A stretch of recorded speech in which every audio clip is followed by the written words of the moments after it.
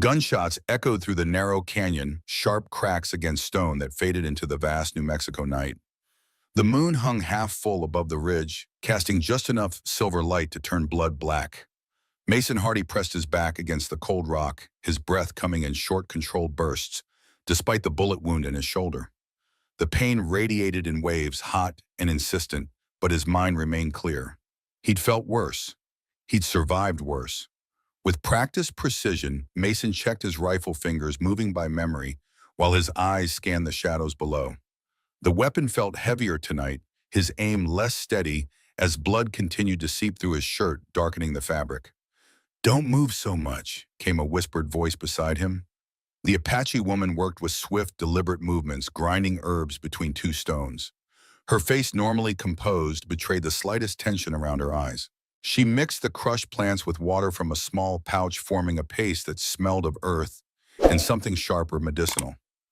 "Don't die," she murmured, her voice barely audible over the distant shouts of men searching the canyon floor. "I do not permit you to die, Mason Hardy." Mason's mouth twitched, almost a smile despite everything. "Wouldn't dream of disobeying you, Nina." Her dark eyes met his for a moment, and in them he saw not fear but determination. She pressed the poultice to his wound, her touch firm yet careful. Mason clenched his jaw against the burning cyanide. From below came the unmistakable sound of boots on gravel drawing closer. 2 weeks earlier, Las Cruces, New Mexico territory, 1879. The rain from the night before had left the dirt streets dark and heavy. Water pooled in wagon ruts, reflecting the weak morning light in broken mirrors. The air carried the sense of wet earth, mesquite smoke, and the sour tang of beer drifting from the saloon across the way. Mason Hardy stepped from the muddy street onto the warped boards of the railman's boarding house porch. At 32, he carried himself with the quiet confidence of a man who had seen the worst the frontier had to offer and walked away. His face, weathered by sun and wind, remained impassive, though his eyes, gray as storm clouds, missed nothing. The weight of his revolver hung familiar against his hip, the rifle secured to his saddle on the hitched horse nearby. Both were tools of his trade necessities, for a man who made his living guarding freight wagons through territory where law existed mainly as an idea, not a reality. Once he'd been a scout for the U.S. cavalry during the Apache Wars. He'd ridden through country where no help would come if you made a mistake. That had taught him to read trouble before it happened, to sense danger in the smallest shifts of atmosphere. Now he worked for a freight outfit escorting valuable cargo between settlements. The pay was decent, the company minimal, just how he preferred it.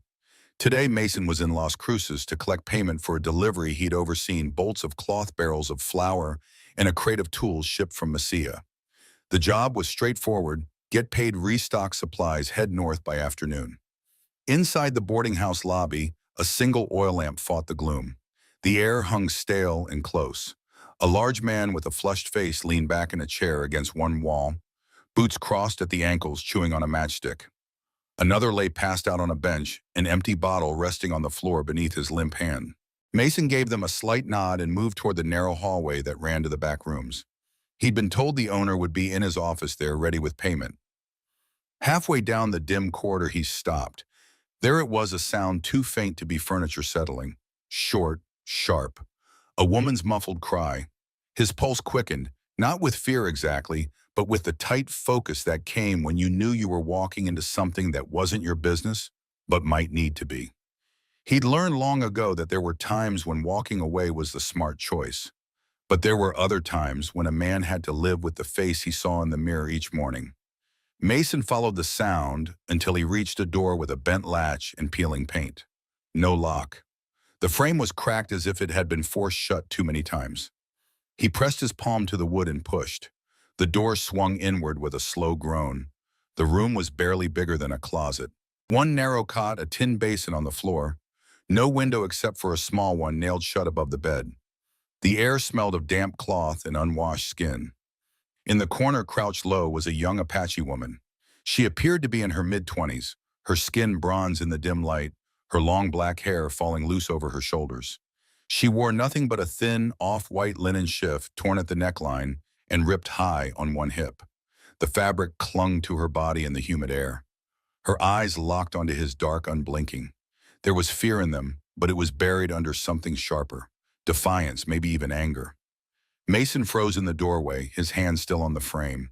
He'd seen captive women in many situations during the war, most of them bad. This one was different. There was no pleading in her look, just a clear warning, don't mistake me for helpless. You've seen me like this, she said, her voice low, and edged her English surprisingly clear and fluent. According to the laws of my people, you must marry me, or they will kill us both. Mason's brow furrowed. The words didn't make immediate sense, but her tone did. He glanced over his shoulder into the empty hallway. Who's coming? They keep me here, she said. They say I am not worth trading now. They will sell me to men who kill quickly. Her voice didn't shake, but her hands were tense where they gripped the hem of the shift.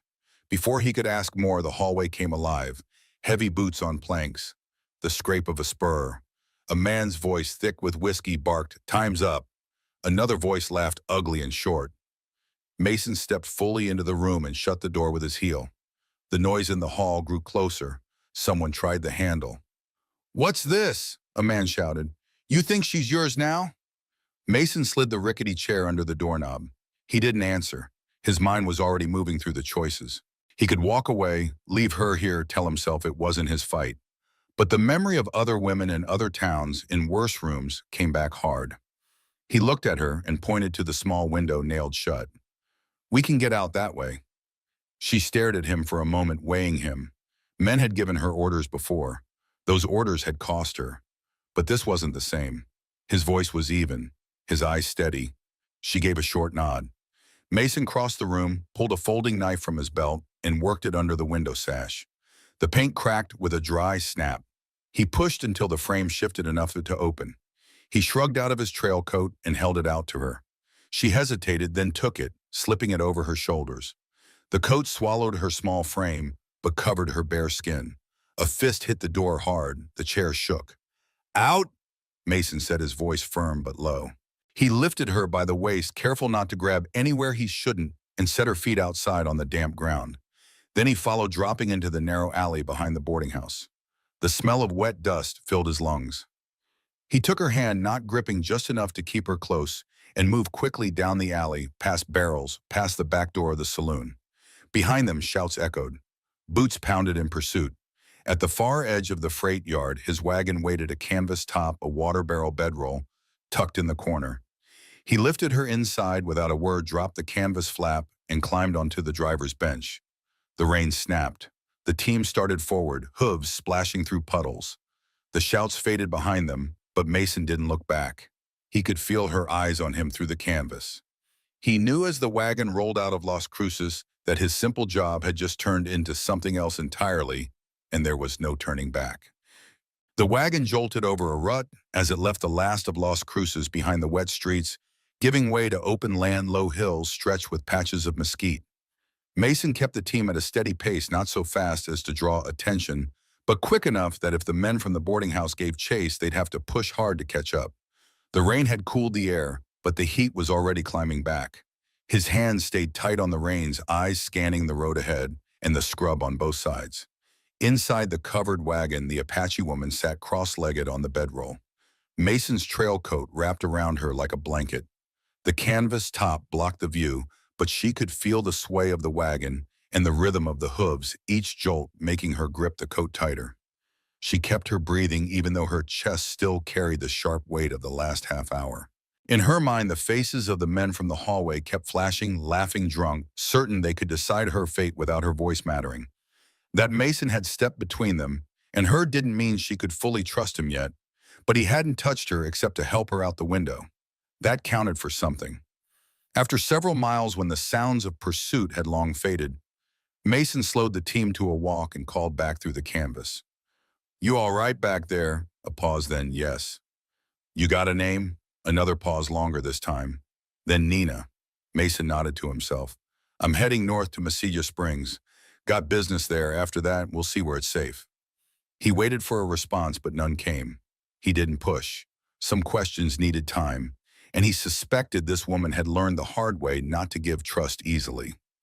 The sun climbed higher, burning off the last of the morning damp. The road stretched ahead, empty in both directions. Good. Maybe they'd gotten clean away. But Mason knew better than to count on luck. Men like the ones at the boarding house, men who kept women locked in back rooms. They didn't just let go of what they considered theirs. They'd follow.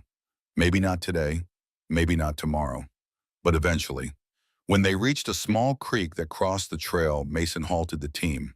The horses needed water, and he needed to check that they weren't being followed. He climbed down, stretching his back after the hours of sitting.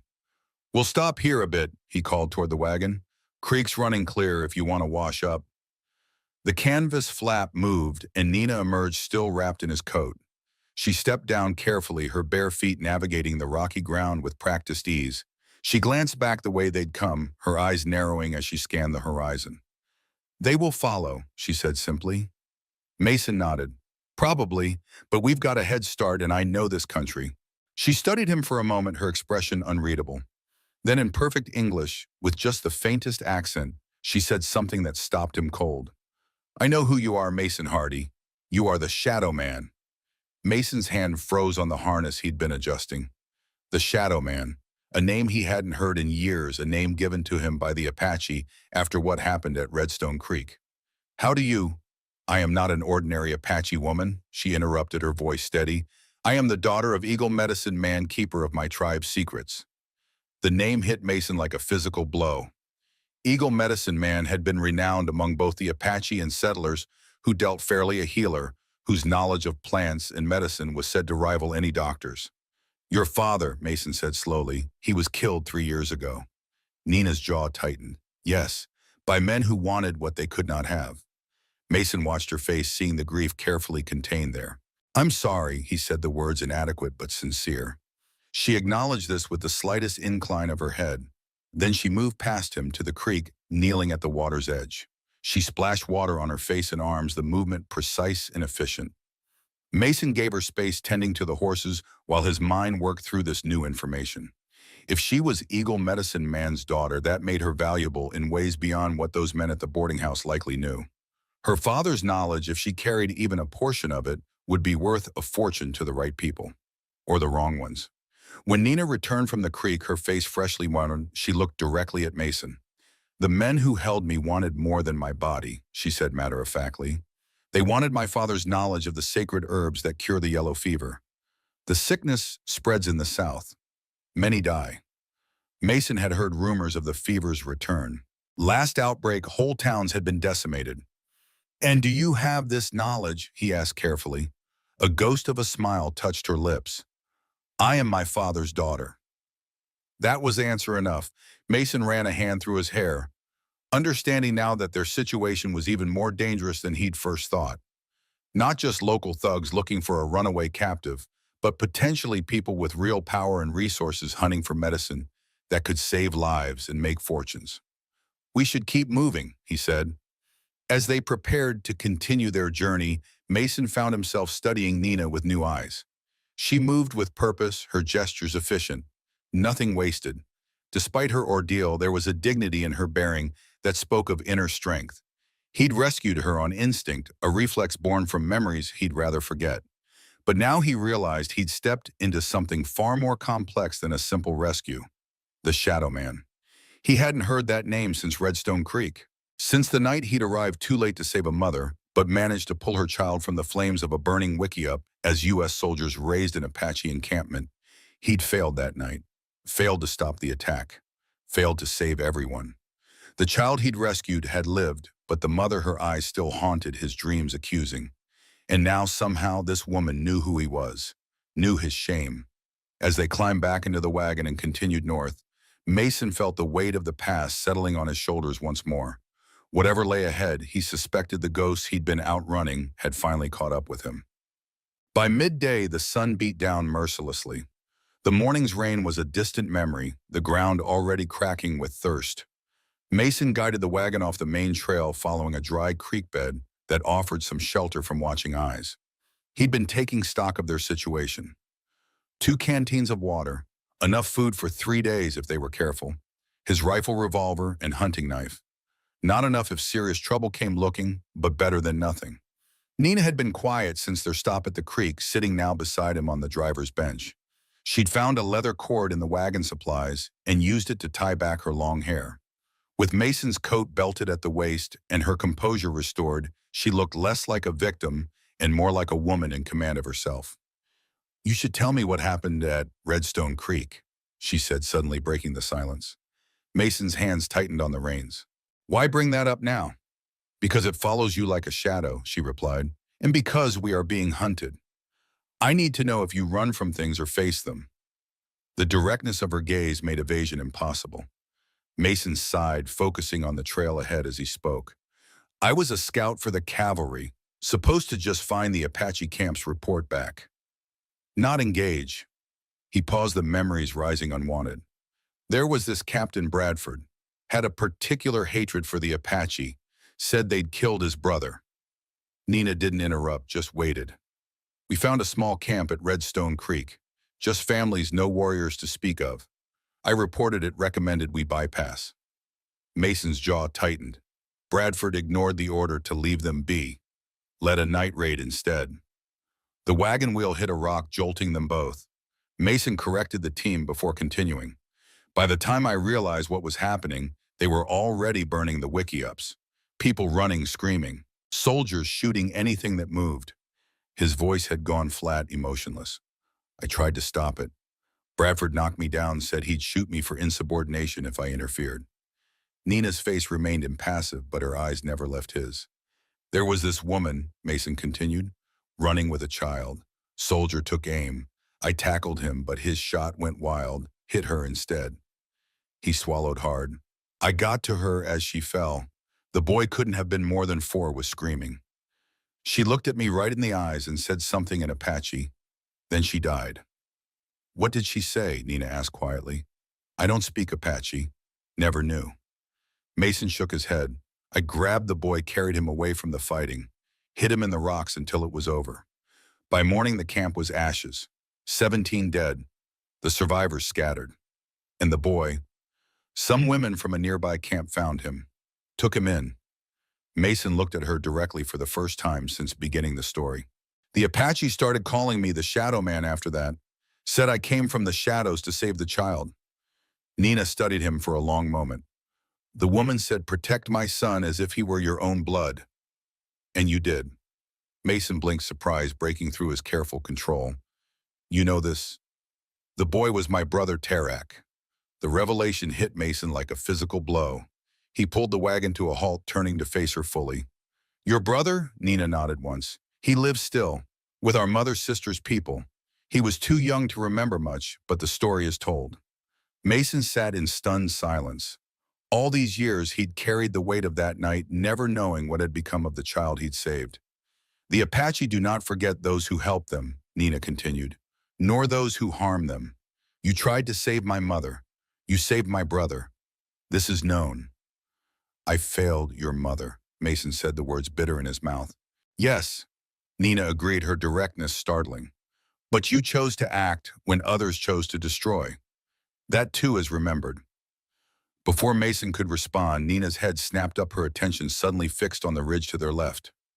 Mason followed her gaze but saw nothing. "What is it?" "Dust," she said, pointing to a barely visible haze against the sky. "Riders, moving fast." Mason immediately set the team in motion, veering deeper into the dry creek bed where the high banks would hide them from distant eyes. "How many?" he asked, scanning the horizon. 3, maybe 4, Nina replied, eyes still fixed on the dust trail. "They follow the main road. They have not seen us yet." Mason nodded, impressed by her sharp vision. "We'll stay in the low ground. There's a stand of cottonwoods about 2 miles ahead. Better cover there." As they moved forward, Mason found himself reevaluating the woman beside him. Not just a captive he'd rescued on impulse, not just the daughter of a famous medicine man, but the sister of a child he'd once saved, a child he'd thought about on countless nights when sleep wouldn't come. The coincidence seemed too great to be mere chance. Yet what else could it be? Nina sat straight back beside him, alert for any sign of pursuit, seemingly untroubled by the heat or discomfort. Her resilience was remarkable given what she must have endured. "Those men back in Las Cruces," Mason said. "How long did they have you?" 3 weeks, she replied without looking at him. "Before them others. For 2 years I have been passed between men like a flask of whiskey." The bluntness of her statement made Mason wince. How did they capture you initially? Nina's expression hardened. I was gathering medicine plants in the hills. Men came, 4 of them with rifles. They killed my companion and took me. Her voice remained steady, but Mason could sense the tightly controlled rage beneath. They knew who my father was. They wanted his secrets. And did you tell them? I told them nothing. Pride flickered in her eyes. So they sold me to men who wanted other things from me. Mason felt a surge of respect for her strength. Lesser spirits would have been broken by such treatment. Back in the room, he said carefully, you said according to your people's laws, I would have to marry you because I saw you undressed. Nina glanced at him. It is our way. A woman seen unclothed by a man not her husband brings shame to both. The only remedy is marriage or death. You don't strike me as someone who follows such rules without question. A small, bitter smile touched her lips. I said what was necessary to survive, but there is truth in it also. She looked at him directly. You saw me at my most vulnerable. Now you carry responsibility. This is our belief. Mason considered her words. On the surface, the custom seemed archaic, oppressive. But there was a certain logic to it, a way of protecting women in a harsh world, ensuring men couldn't simply take advantage without consequence. Where I come from, he said, a man who forces himself on a woman is supposed to face the law. Supposed to? And does this happen? Nina asked, her tone making clear she already knew the answer. Not often enough, Mason admitted, especially not when the woman is Apache or Mexican or Chinese. Nina nodded. At least my people's way is honest about what is expected. They fell silent as Mason guided the wagon through a narrow passage where the creek bed squeezed between rocky outcroppings. Above them, hawks circled in the vast blue sky, hunting for prey. Mason found himself wondering what would happen when they reached Mesilla Springs. He couldn't simply leave Nina there, not with men potentially still hunting her. But what then? Take her back to her people? The Apache territories were dangerous for a white man, treaty or no treaty. And there was the matter of her knowledge, the medicine secrets for which men were willing to kill. That made her valuable. And being valuable in this territory was often more dangerous than being worthless. As if reading his thoughts, Nina spoke. I cannot return to my people yet. It is not safe. The army watches the approaches to our lands. What will you do then? She turned those dark, evaluating eyes on him. For now, I stay with you. You have proven yourself once. I will see if you do so again. Mason raised an eyebrow at her commanding tone. Is that so? Yes, she said simply. I have survived this long by judging men correctly. So far you are acceptable. Despite everything, Mason found himself fighting a smile at her assessment. Acceptable. Coming from this woman, he suspected that was high praise indeed.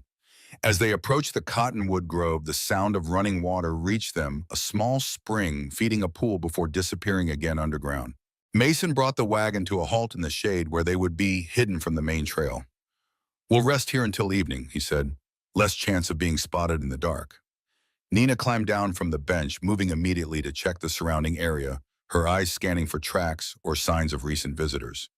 Mason watched her methodical assessment, recognizing the skills of someone raised to read the land like a book.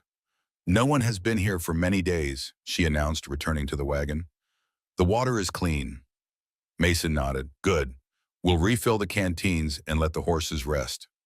As he unhitched the team, Mason found himself thinking about the strange turn his simple freight job had taken.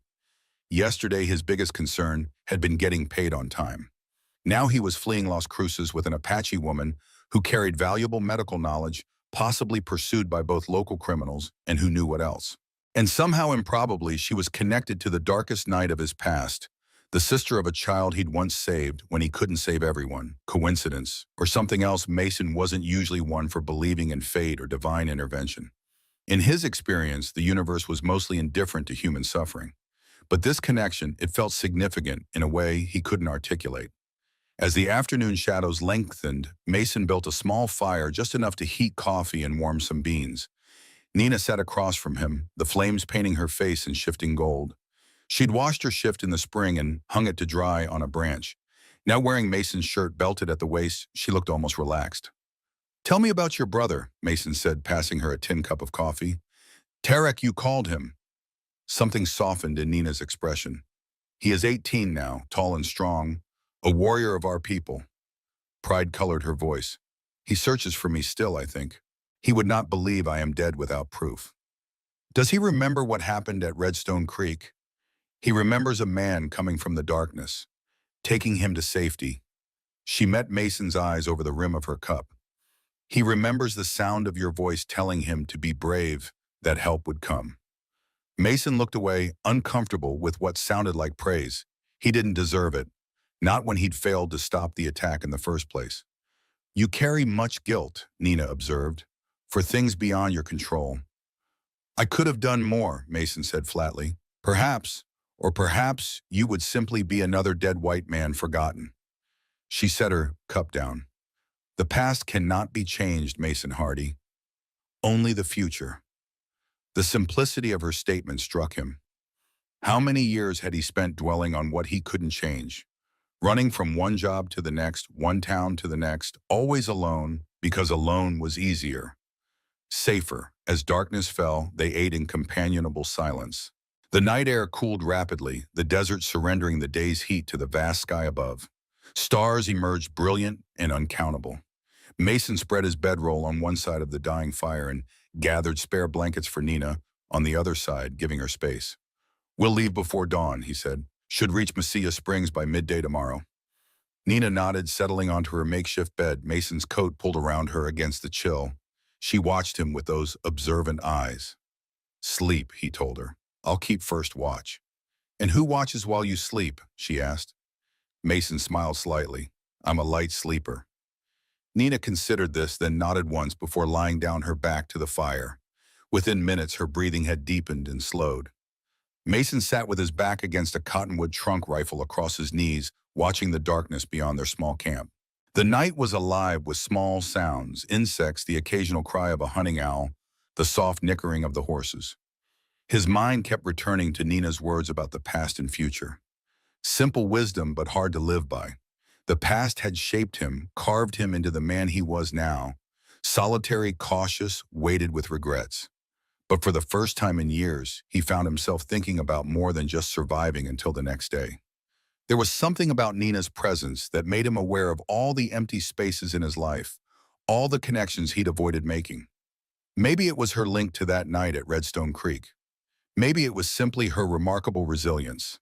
Whatever the reason, Mason knew that helping her had already changed him in ways he couldn't yet fully understand. He settled in for his vigil eyes, scanning the darkness, ears attuned to any sound out of place. Tomorrow would bring its own challenges. For tonight, at least, they were safe. In the hour before dawn, as the stars began to fade from the eastern sky, Nina woke silently. Mason watched as she oriented herself, the transition from sleep to full alertness accomplished in seconds. A survival skill he recognized. Your turn to rest, she said, rising and taking up position by the tree he had been leaning against. I will watch now. Mason hesitated, then nodded. He trusted her, an admission that surprised him. He stretched out on his bedroll, keeping the rifle close. Wake me if anything moves out there, he said. I will, she promised. As Mason closed his eyes, the last thing he saw was Nina's silhouette against the lightning sky, straight-backed and vigilant. For the first time in longer than he could remember, he fell asleep in the presence of another person without a knot of tension between his shoulders. Perhaps that was progress of a sort. The morning broke clear and crisp, the first light painting the eastern horizon in bands of orange and gold. Mason and Nina broke camp efficiently, working together with few words needed. She'd already refilled the canteens and checked the surrounding area for signs of visitors during the night. All clear, she reported as Mason hitched the team. No tracks but our own. Mason nodded, impressed again by her woodcraft. We'll stay off the main trail as much as possible. Longer route, but safer. They set out as the sun crested the horizon, keeping to the low ground where mesquite and brush provided some cover. Nina sat beside him on the driver's bench, her eyes constantly scanning their surroundings. Her shift had dried overnight, and she wore it now beneath Mason's coat, which she'd insisted on returning to him despite the morning chill. Keep it, he'd said. Night gets cold in the desert. It is yours, she'd replied firmly, holding it out to him. I do not take what isn't freely given. Something in her tone told him this was important to her, a matter of dignity, not comfort. So he'd accepted it with a nod of thanks. As the sun climbed higher, the day warmed quickly. Mason kept the team at a steady pace, not pushing too hard over the rough terrain. They'd been traveling for perhaps 2 hours when Nina suddenly tensed beside him. "Stop," she said, her voice low and urgent. Mason immediately drew the team to a halt, following her gaze to a ridge about half a mile ahead. At first he saw nothing. Then movement caught his eye, a rider silhouetted briefly against the sky before disappearing over the far side. "Could be anyone," he said. "Traveler, hunter." Nina shook her head. "No. Did you see how he moved searching? Looking down into the draws and gullies." Mason had to admit she was right. The rider's posture had been that of someone scanning the landscape methodically, not simply traveling through it. "One of the men from Las Cruces?" he asked. "Perhaps, or someone else." Nina's expression had gone hard. "There are many who would pay for my father's knowledge." Mason considered their options. The rider was ahead of them, which meant backtracking might be safer, but they needed to reach Messiah Springs. He had contacts there who could help information they needed. "We'll circle wide," he decided. "Stay in the brush, move slower but quieter." Nina nodded her agreement. Mason turned the wagon, guiding the team into a dense stand of mesquite that would shield them from distant eyes. The going was slower here, the wagon occasionally scraping against branches, but the cover was worth the delay. "You said others might be looking for you," Mason said as they navigated the rough terrain. "Who?" Nina's eyes remained fixed on the ridge where they'd spotted the rider. "The army. They wanted my father's medicine during the last fever outbreak. When he refused to give it to them alone, he wished to treat all people himself, not just soldiers. They became insistent." "Insistent how?" "They burned our medicine lodge, threatened our village." Her voice had gone flat. "My father still refused, so they shot him, made it look like Apache raiders from another band." Mason's jaw tightened. He'd seen enough of the army's dealings with the native tribes to know such actions weren't beyond possibility. "After he died, they came for me," Nina continued. "I escaped into the mountains. For months I gathered the plants my father had taught me about, made the medicines as he had shown me. I treated those who found their way to me, Apache, Mexican, even some white settlers."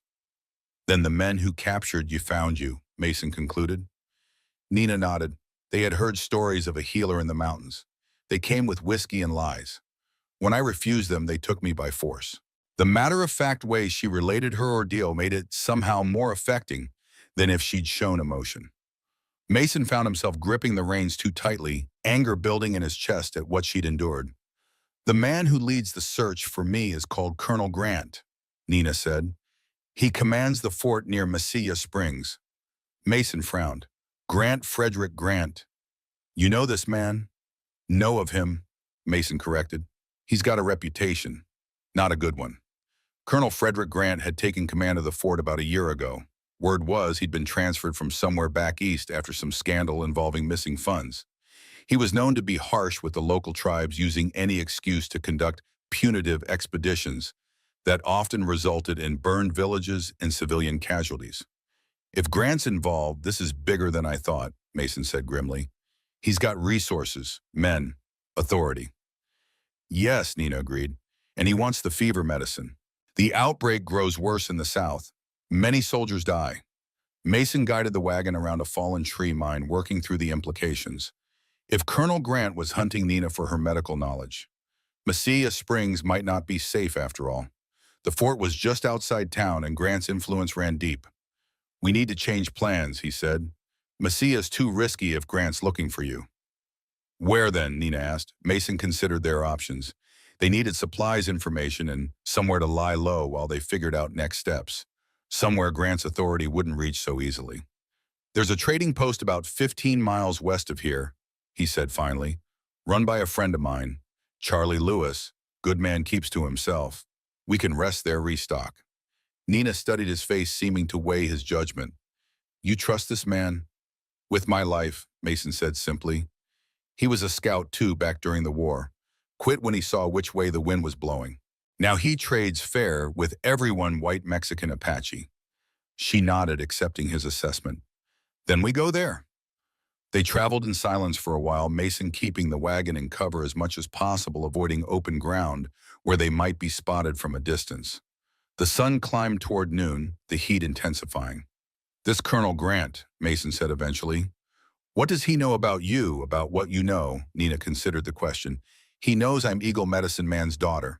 He believes I have my father's knowledge of the fever medicine. And do you? She met his eyes steadily. Yes, I know how to prepare it. Which plants to use. When to gather them. How to mix them. That makes you valuable, Mason said, and dangerous. Yes, she agreed simply.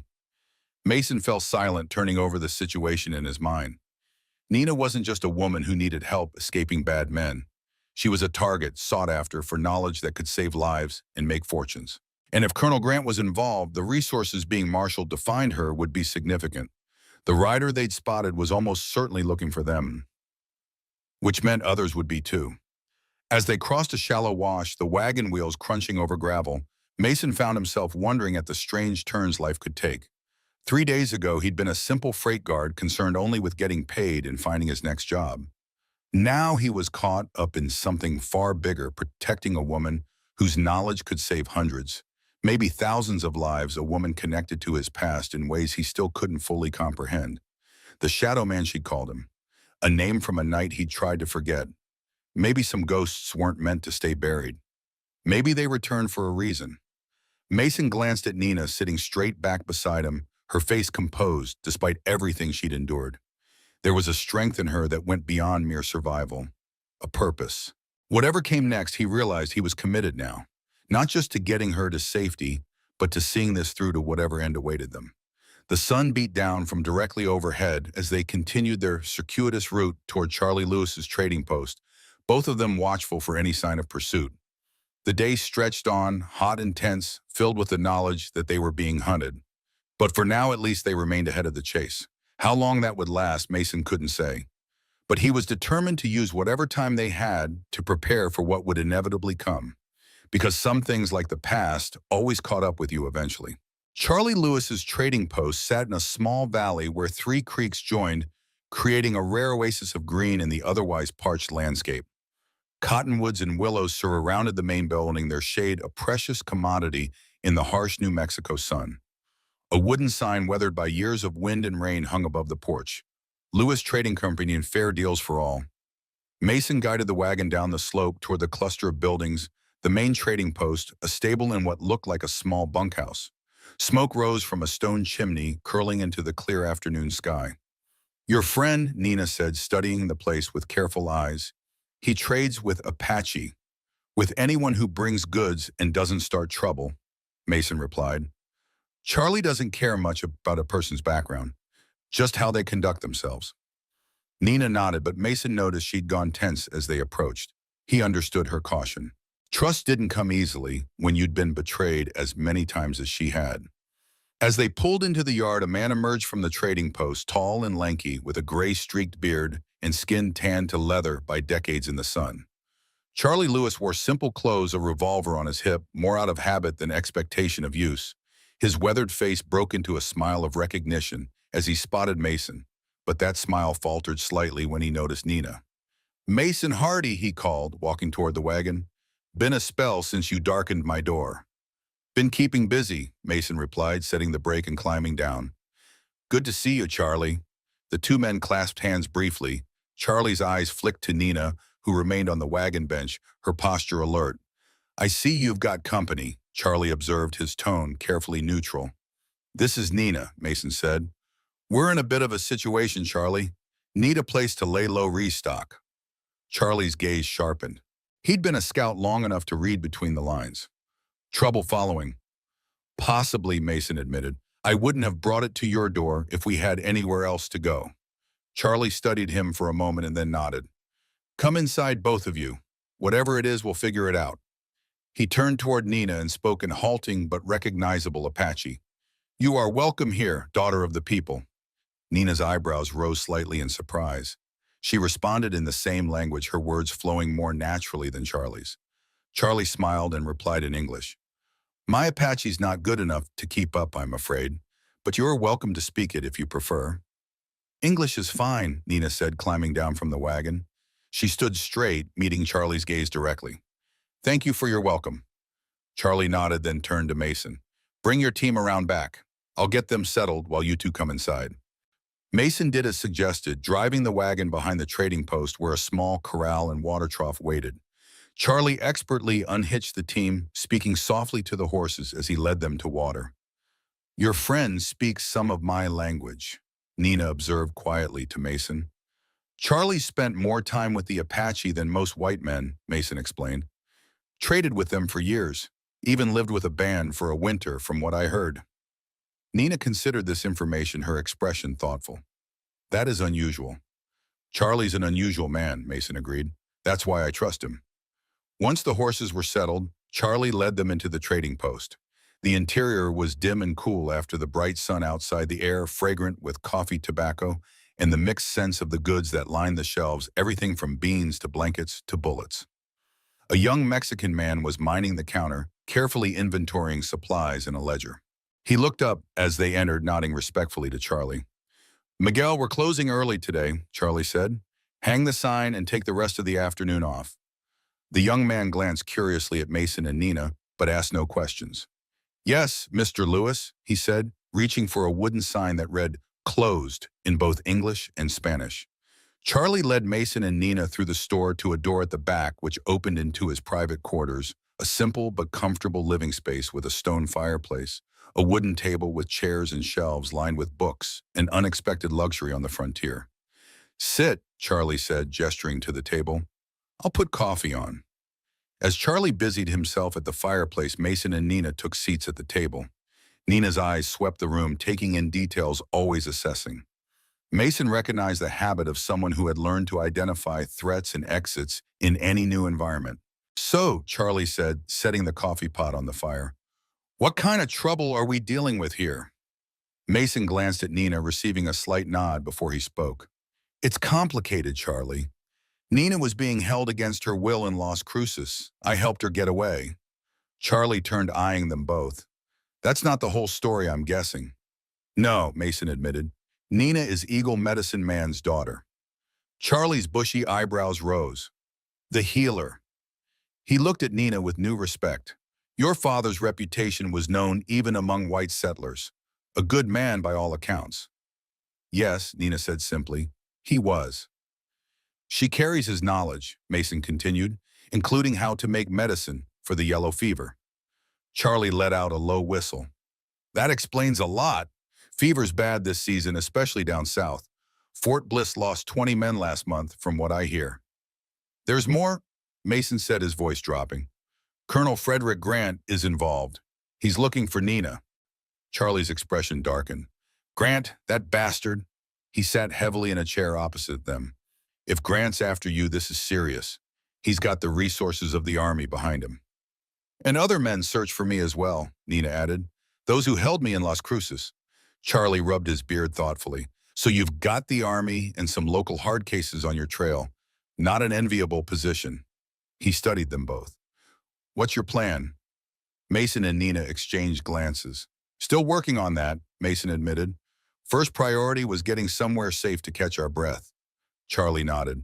Well, you're welcome here as long as you need. Not many come this way. I'm off the main trails on purpose. He poured coffee for all of them as he spoke. But we should be prepared in case trouble finds you anyway. We don't want to bring danger to your door, Charlie, Mason said. The older man waved this off. Danger finds its own way with or without invitation. He sipped his coffee. Besides, I owe you from that business in Santa Fe. Nina glanced between them curiously. Ancient history, Mason said quickly, not wanting to revisit the incident where he'd pulled Charlie out of a bar fight that had turned deadly. Point is, we won't stay long, just need to resupply and figure out next steps. And where will you go? Charlie asked. If Grant's involved, nowhere near the army is safe. And if those men from Las Cruces are still hunting you, that direction's not much better. I need to reach my people, Nina said, speaking up. But our lands are watched by the army. It is difficult to return safely. Charlie considered this. There are ways, paths the army doesn't know about. He looked at Nina. Is there someone among your people who would meet you, guide you in My brother Tarak, Nina said without hesitation. If I could get word to him, he would come. Mason felt a strange jolt at the mention of Tarak, the boy he'd saved at Redstone Creek, now a young man. The connection to his past felt increasingly significant, as if some larger pattern was at work that he couldn't yet discern. I might be able to help with that, Charlie said. I've got contacts traders who move between the settlements and the Apache territories. Trustworthy ones. He glanced at Mason. It'll take a few days to arrange, though. We'll pay for our keep, Mason assured him. Charlie shook his head. Your money's no good here, Mason. Not after what you did for me. He turned to Nina. And any daughter of Eagle Medicine Man is welcome under my roof. Nina inclined her head slightly, a gesture of thanks. As they finished their coffee, Charlie showed them to the bunkhouse, a small but clean structure with 4 beds. You'll have it to yourselves, he assured them. I don't get many overnight guests these days. Thank you, Charlie, Mason said, clasping the older man's shoulder. Charlie nodded. Get some rest. We'll talk more over supper. Left alone in the bunkhouse, Mason and Nina took stock of their temporary haven. The beds were simple but comfortable, the windows small but positioned to catch the breeze. A washstand in the corner held a basin and pitcher of clean water. Nina immediately moved to examine the space, checking the windows, the sturdiness of the door. Mason recognized the behavior of someone who had learned never to take safety for granted. Charlie's a good man, Mason said, setting his rifle against the wall near one of the beds. We can trust him. Nina completed her inspection of the room before responding. Perhaps, but trust is earned, not given. She paused. What did you do for him in Santa Fe? Mason sat on one of the beds, rubbing his face tiredly. Pulled him out of a bad situation. Some men were going to kill him over a card game. I intervened. You saved his life. Maybe. Charlie might have managed without me. He's tougher than he looks. Mason shrugged. Either way, he seems to think he owes me. Nina took a seat on the bed opposite his. For the first time since they'd fled Las Cruces, she looked truly exhausted, the constant vigilance taking its toll. You should rest, Mason said gently. We're as safe here as we're going to be. She hesitated, then nodded, lying down atop the blankets. Wake me if anything changes, she murmured, her eyes already closing. I will, Mason promised. Within minutes, Nina's breathing had deepened into sleep. Mason watched her for a moment, struck by how vulnerable she looked. In repose, the careful composure she maintained, while awake, giving way to something softer. He found himself wondering about her life before captivity, what kind of woman she had been, what dreams she might have had. She was so defined now by survival, by her father's legacy, by the knowledge she carried. But there must be more to her than that. Mason moved to the window, looking out at the trading post yard and the hills beyond.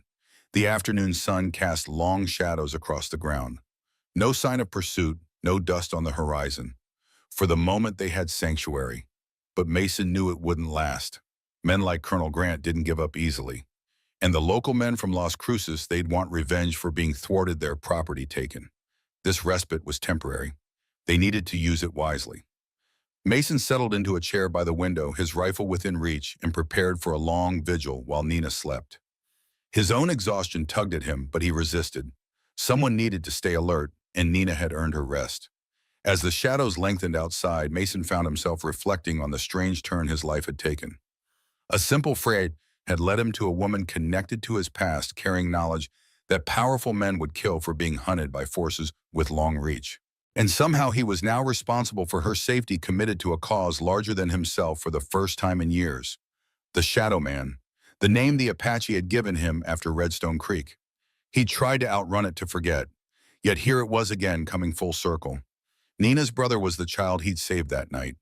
The coincidence seemed too great to be mere chance. Perhaps Mason thought, watching the sun sink toward the horizon, some debts could never be fully paid. Some connections never truly broken. The smell of cooking drew Mason and Nina from the bunkhouse as evening fell. Charlie had prepared a simple but hearty meal, beans with salt pork cornbread and coffee. They ate at the table in his quarters, the room warm and comfortable in the lamplight. I've been thinking about your situation, Charlie said as they finished eating. Getting word to Nina's brother is the first step. I know a Chiricahua trader named Joaquin who moves between here and the Apache territories. He's due here in 2 days. Can he be trusted? Mason asked. As much as anyone in these parts, Charlie replied. He's half Mexican, half Apache. Walks in both worlds. The people respect him. Nina looked up from her plate. I know of this Joaquin. My father spoke of him. A trader with honest words. Charlie nodded. That's him. If anyone can get a message to your brother safely, it's Joaquin. And until then, Mason asked, you rest, recover your strength. Charlie leaned back in his chair. My place isn't on any regular patrol routes. We should have a few days at least before anyone comes looking. Mason wasn't so sure, but he appreciated Charlie's confidence. We'll need supplies when we move on. Ammunition, food, water skins. Consider it done, Charlie said. I owe you that much and more. After they'd cleared the dishes, Charlie brought out a bottle of whiskey and 3 glasses. He poured a finger into each and pushed them across the table. 2 unexpected reunions, he said, raising his glass. Mason and Nina followed suit, though Nina merely touched the liquor to her lips rather than drinking. Now, Charlie said, setting his glass down, there's something I've been wondering. How exactly did you two end up together? Mason's not usually one to involve himself in other people's troubles. Mason shot Charlie a look, but the older man just raised an eyebrow, waiting. Nina glanced at Mason before answering. He found me locked in a room at a boarding house in Las Cruces. Men were keeping me there against my will. Her voice was matter-of-fact without self-pity. Mason helped me escape. Charlie studied Mason with obvious surprise. That doesn't sound like the man I know. The Mason Hardy I remember keeps his head down, minds his own business.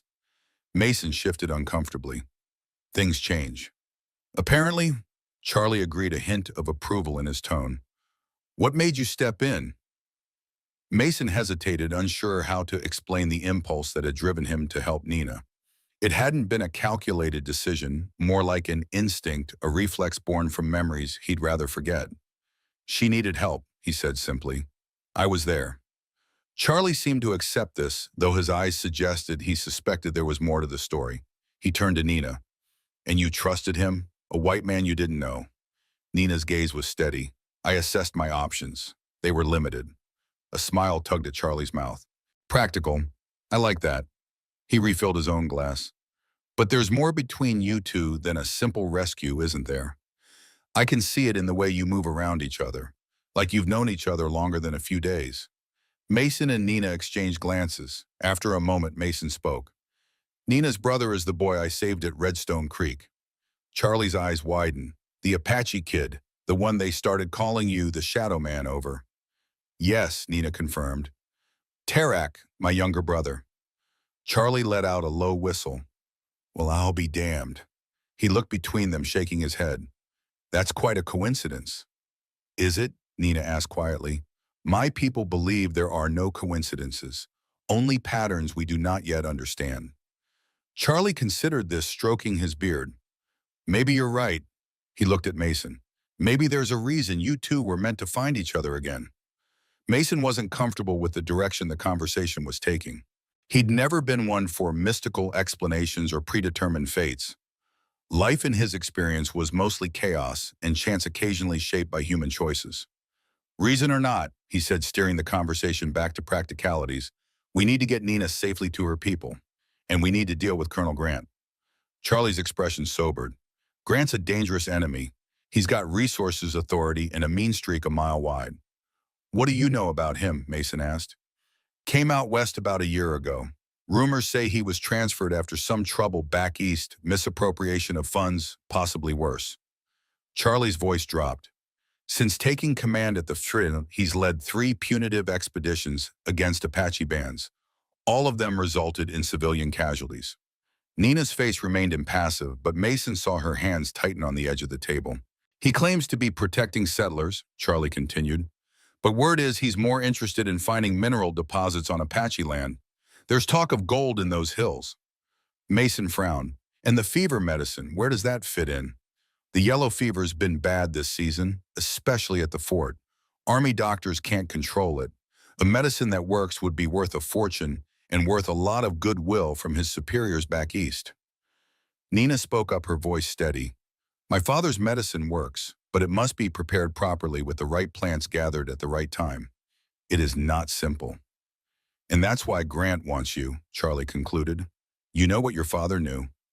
Nina nodded once. Yes. Charlie leaned forward, his expression serious. Here's what troubles me. If Grant is willing to use Army resources to hunt you down, he must have told his superiors something to justify it. He can't exactly admit he's chasing an Apache woman for her medicine knowledge. What are you suggesting? Mason asked. I'm suggesting he's painted a different picture. Maybe claim Nina's a spy or involved in raids on settlements, something to justify a military pursuit. Mason's jaw tightened. If Charlie was right, they weren't just dealing with a corrupt officer, but with official army pursuit soldiers acting under orders, believing they were chasing a legitimate threat. That made their situation even more dangerous. We need more information, Mason said. About Grant, about who else might be looking for Nina. Charlie nodded. I'll see what I can find out. I've got contacts in Mesilla Springs who might know something. He glanced at Nina. In the meantime, you two should lay low here. Rest. Recover your strength. As the evening wore on, Charlie shared news of the territory Apache movements, army patrols, the progress of the railroad pushing ever westward. Mason listened with half an ear, his mind working through their options, weighing risks against necessities. Nina remained mostly silent, observing the two men occasionally asking a precise question that revealed her sharp mind and pragmatic approach. Eventually, Charlie stood stretching his back. It's late. You two should get some sleep. We'll talk more in the morning. As they walked back to the bunkhouse through the cool night air, Mason felt Nina's eyes on him. What? He asked. Your friend respects you greatly, she observed. Yet he seems surprised by your choice to help me. Mason shrugged. Like I said, I usually keep to myself. Why did you help me, Mason Hardy? Nina asked directly. The truth. Mason stopped turning to face her in the moonlight. Her eyes were steady on his demanding honesty. I don't know, he admitted finally. When I heard you in that room, saw those men, something just snapped. He looked away. I've seen too many people hurt while others stood by. Done too much standing by myself. Nina studied his face. You are trying to make amends for Redstone Creek, for my mother. It wasn't a question, but Mason nodded anyway. Maybe, or maybe I'm just tired of being the man who walks away. She seemed to accept this, continuing toward the bunkhouse. Among my people, we believe that when you save a life, you become responsible for it. You saved my brother.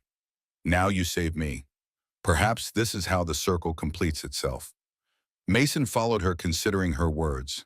He'd never thought of his life in terms of circles or patterns, just one foot in front of the other, one job to the next of reviving.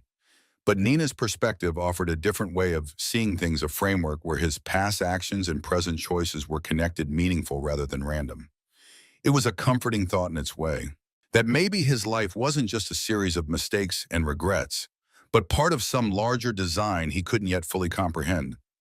As they entered the bunkhouse, Mason secured the door behind them and checked the windows out of habit. Nina went to the washstand, pouring water into the basin to wash her face and hands. I'll take first watch, Mason said, settling into a chair with a clear view of both the door and windows. Nina dried her face on a rough towel. You need rest too. I'll wake you in a few hours, he promised. We'll take turns. She nodded, accepting the arrangement, and laid down on one of the beds, pulling a blanket over herself. Within minutes, her breathing had deepened into sleep. Mason watched the moonlight filtering through the small window, casting patterns on the wooden floor. Outside, an owl called its cry, haunting in the still night. For the first time in days, he allowed himself to truly feel the exhaustion that had been building since their flight from Las Cruces. His body ached from the constant tension, the long hours on the wagon bench, the vigilance required by their situation. Yet despite his fatigue, Mason's mind remained alert, processing everything they'd learned from Charlie, planning their next moves, evaluating risks. Colonel Frederick Grant was a more dangerous enemy than he'd initially realized. If the man was willing to use official army channels to hunt Nina, claiming she was some kind of threat, they were facing not just one corrupt officer, but potentially the full weight of military authority. And then there were the men from Las Cruces, less powerful, but perhaps more immediately dangerous. Men with wounded pride rarely let such insults pass unanswered. Mason checked his revolver, the familiar weight of it reassuring in his hand. 6 rounds plus the ammunition in his saddlebags. The rifle had maybe 20 rounds left. Not enough if they faced a serious pursuit. They needed more supplies, more information, and a solid plan for getting Nina safely to her people. Charlie would help with all of that, but ultimately, the responsibility was Mason's. He'd made that choice when he opened that door in Las Cruces. Across the room, Nina stirred in her sleep, murmuring something in Apache. Her face, usually so composed, looked troubled. A nightmare, perhaps, or memories. Mason wondered again about her life before captivity. She'd mentioned being a healer like her father, treating people who found their way to her in the mountains. What had that been like? Lonely, he imagined. Purposeful. There was a dignity in Nina that captivity hadn't broken, a core of strength that Mason admired. She'd endured things that would have destroyed many, yet here she was, still fighting, still determined to return to her people, to use her knowledge to help others. In comparison, his own life seemed aimless, defined more by what he was running from than what he was moving toward. Maybe that was what needed to change. As the night deepened, Mason maintained his vigil, thoughts turning over possibilities, plans, contingencies. The hours passed slowly, marked only by the movement of moonlight across the floor and the occasional sounds of wildlife outside. Eventually, when the moon had crossed most of the sky, Mason gently woke Nina as promised. She came alert immediately, transitioning from sleep to full awareness in seconds. "My turn," she said, rising from the bed. "You rest now." Mason nodded gratefully, moving to the bed she'd vacated. The blankets still held her warmth. "Wake me if anything seems wrong," he said. "Anything at all." "I will," she promised, taking his place in the chair by the window. Mason stretched out on the bed, his body gratefully surrendering to exhaustion. The last thing he saw before closing his eyes was Nina's silhouette against the window, straight-backed and vigilant.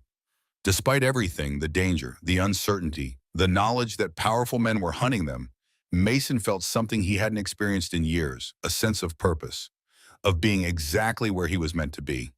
With that thought, he slipped into dreamless sleep. Dawn arrived with a gentle chorus of birdsong and the first golden rays of sunlight streaming through the small bunkhouse window.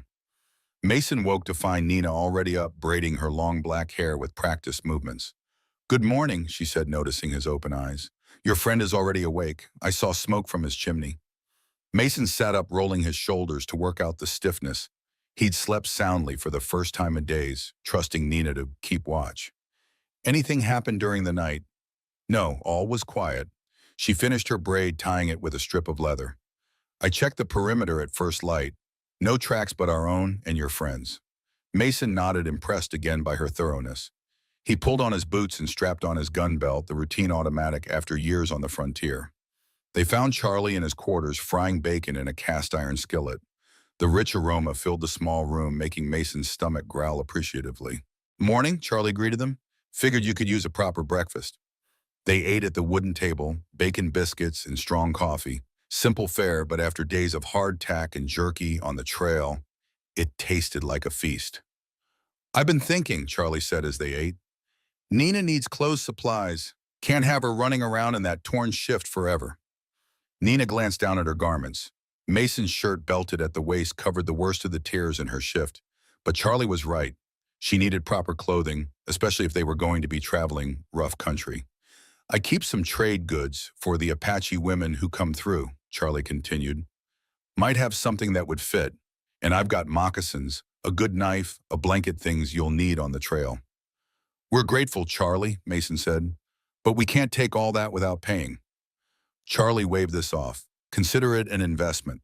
When this is all over, Nina can pay me back with some of her father's remedies. I've got a touch of rheumatism that's been bothering me." Nina looked up from her plate. "I would be honored to treat you, Charlie Lewis. My father spoke well of traders who deal fairly with our people." Charlie smiled, clearly pleased. "Then it's settled." He rose, gathering the empty plates. "Nina, come with me to the storeroom. We'll find you what you need." While Charlie helped Nina select clothing and supplies, Mason took the opportunity to check on their wagon and team. The horses looked rested, content in Charlie's corral with fresh hay and water. The wagon itself needed some attention. A loose wheel spoke a worn leather trace that would need replacing before they set out again. Mason set to work, grateful for the simple physical task.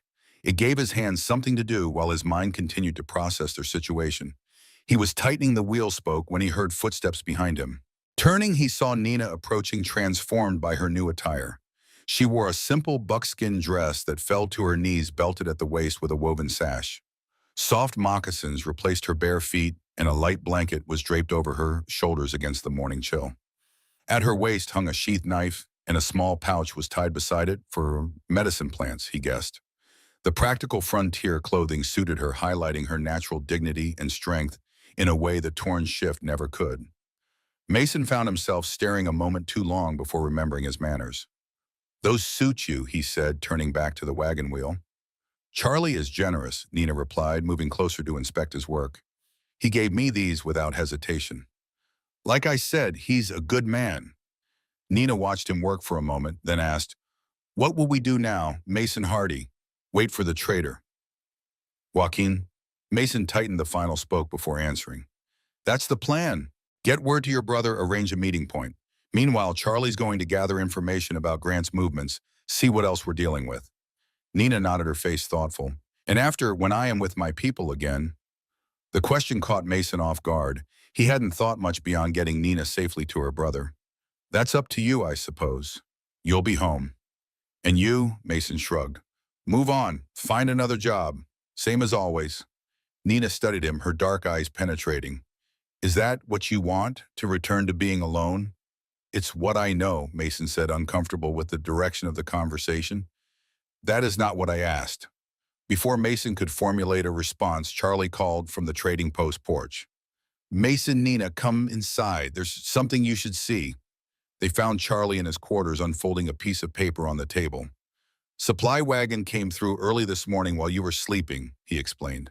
"Driver passed these along. They're being posted in every settlement from here to El Paso." Mason looked down at the paper, a wanted notice. His stomach tightened as he read, "Wanted for kidnapping, theft, and assault, Mason Hardy. Former U.S. Army scout, armed and dangerous. Dollars reward." Beneath the text was a crude but recognizable sketch of Mason's face. "There's more," Charlie said grimly, laying down a second notice.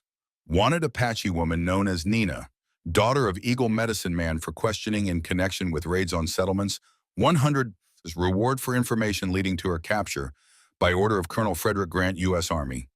Nina's face remained impassive as she read the notice, but Mason saw the slight tightening of her jaw, the only sign of her anger. "Just as I suspected," Charlie said. "Grant's framed this as an official pursuit. You're a kidnapper, Mason, and Nina's connected to raids that probably never happened." Mason swore under his breath. "This changes things. Every bounty hunter and glory seeker in the territory will be looking for us now." "Not to mention regular Army patrols," Charlie agreed. "They'll have descriptions, maybe better sketches than these." Nina looked up from the wanted notices. "We cannot stay here. We bring danger to your door, Charlie Lewis." Charlie shook his head. "You're staying right where you are until Joaquin arrives. I can handle any trouble that comes looking." "This isn't just trouble, Charlie," Mason argued. "This is the U.S. Army. If they find us here, you'll be charged as an accomplice." "Let me worry about that," Charlie said firmly. "My trading post is neutral ground. Has been for 15 years. Even the Army respects that mostly." Mason wasn't convinced. "At least let us move to somewhere less obvious. The old line shack up in the north pasture, maybe." Charlie considered this, stroking his beard. "That might be smart," he conceded. "It's about 2 miles from here, well hidden in a stand of cottonwoods. Army patrols never go up that way." "We'll move there at dusk," Mason decided. "Less chance of being spotted."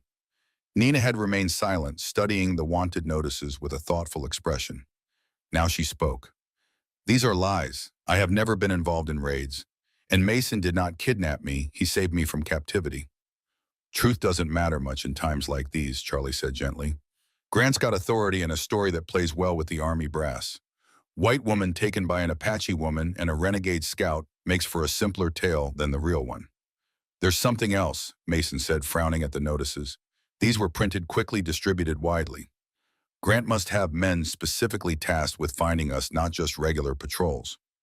"You think he's hired specialists?" Charlie asked. Mason nodded grimly. "Trackers, bounty hunters, men who know this territory and how to find people who don't want to be found." The three of them fell silent, absorbing the implications. Their situation, already dangerous, had escalated significantly. They weren't just fleeing angry men from Las Cruces anymore. They were facing organized pursuit with official backing. Charlie broke the silence. "All the more reason to wait for Joaquin. He can guide you through country the Army doesn't know, get you safely to Nina's people." "When do you expect him?" Mason asked. "Tomorrow, maybe the day after. He keeps his own schedule." Charlie gathered up the wanted notices, folding them carefully. "Until then, the line shack is your best bet. I'll bring supplies up after dark. As they prepared to move to the more secluded location, Mason felt the weight of their situation settling more heavily on his shoulders. The wanted notices had raised the stakes considerably. Every person in the territory was now a potential threat. Anyone might turn them in for the reward. And Colonel Frederick Grant, whoever he was, had just shown his hand. He wanted Nina badly enough to fabricate charges to mobilize significant resources for her capture. That spoke of desperation or obsession or both. Neither boded well for their chances. The line shack sat in a small clearing surrounded by cottonwoods, their leaves rustling softly in the evening breeze. It was a simple structure, one room with a stone fireplace, a rough-hewn table and chairs, a narrow bed frame with a straw mattress. But it was solid, defensible, and well hidden from casual observation. Mason and Nina had moved there at dusk as planned, traveling cross-country rather than using the trails. Charlie had provided them with additional supplies, food, ammunition, medical items Nina had requested. Now as night fell, they settled into their temporary refuge. Nina built a small fire in the fireplace, keeping it low to minimize visible smoke. Mason checked and rechecked his weapons, a habit born of years on the frontier. "Charlie will come tomorrow with news," Mason said, setting his rifle by the door. "Maybe Joaquin will have arrived by then." Nina nodded, arranging supplies on the small shelf above the fireplace.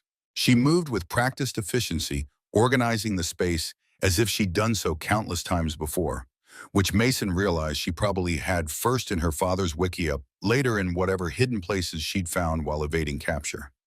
"You've lived rough before," he observed. "Yes," she agreed simply. "After my father was killed, I spent many months alone in the mountains, moving often, staying hidden." "That couldn't have been easy." Nina paused in her work, looking at him directly. "Easy, no, but necessary. I carried my father's knowledge. I could not allow it to be lost or misused."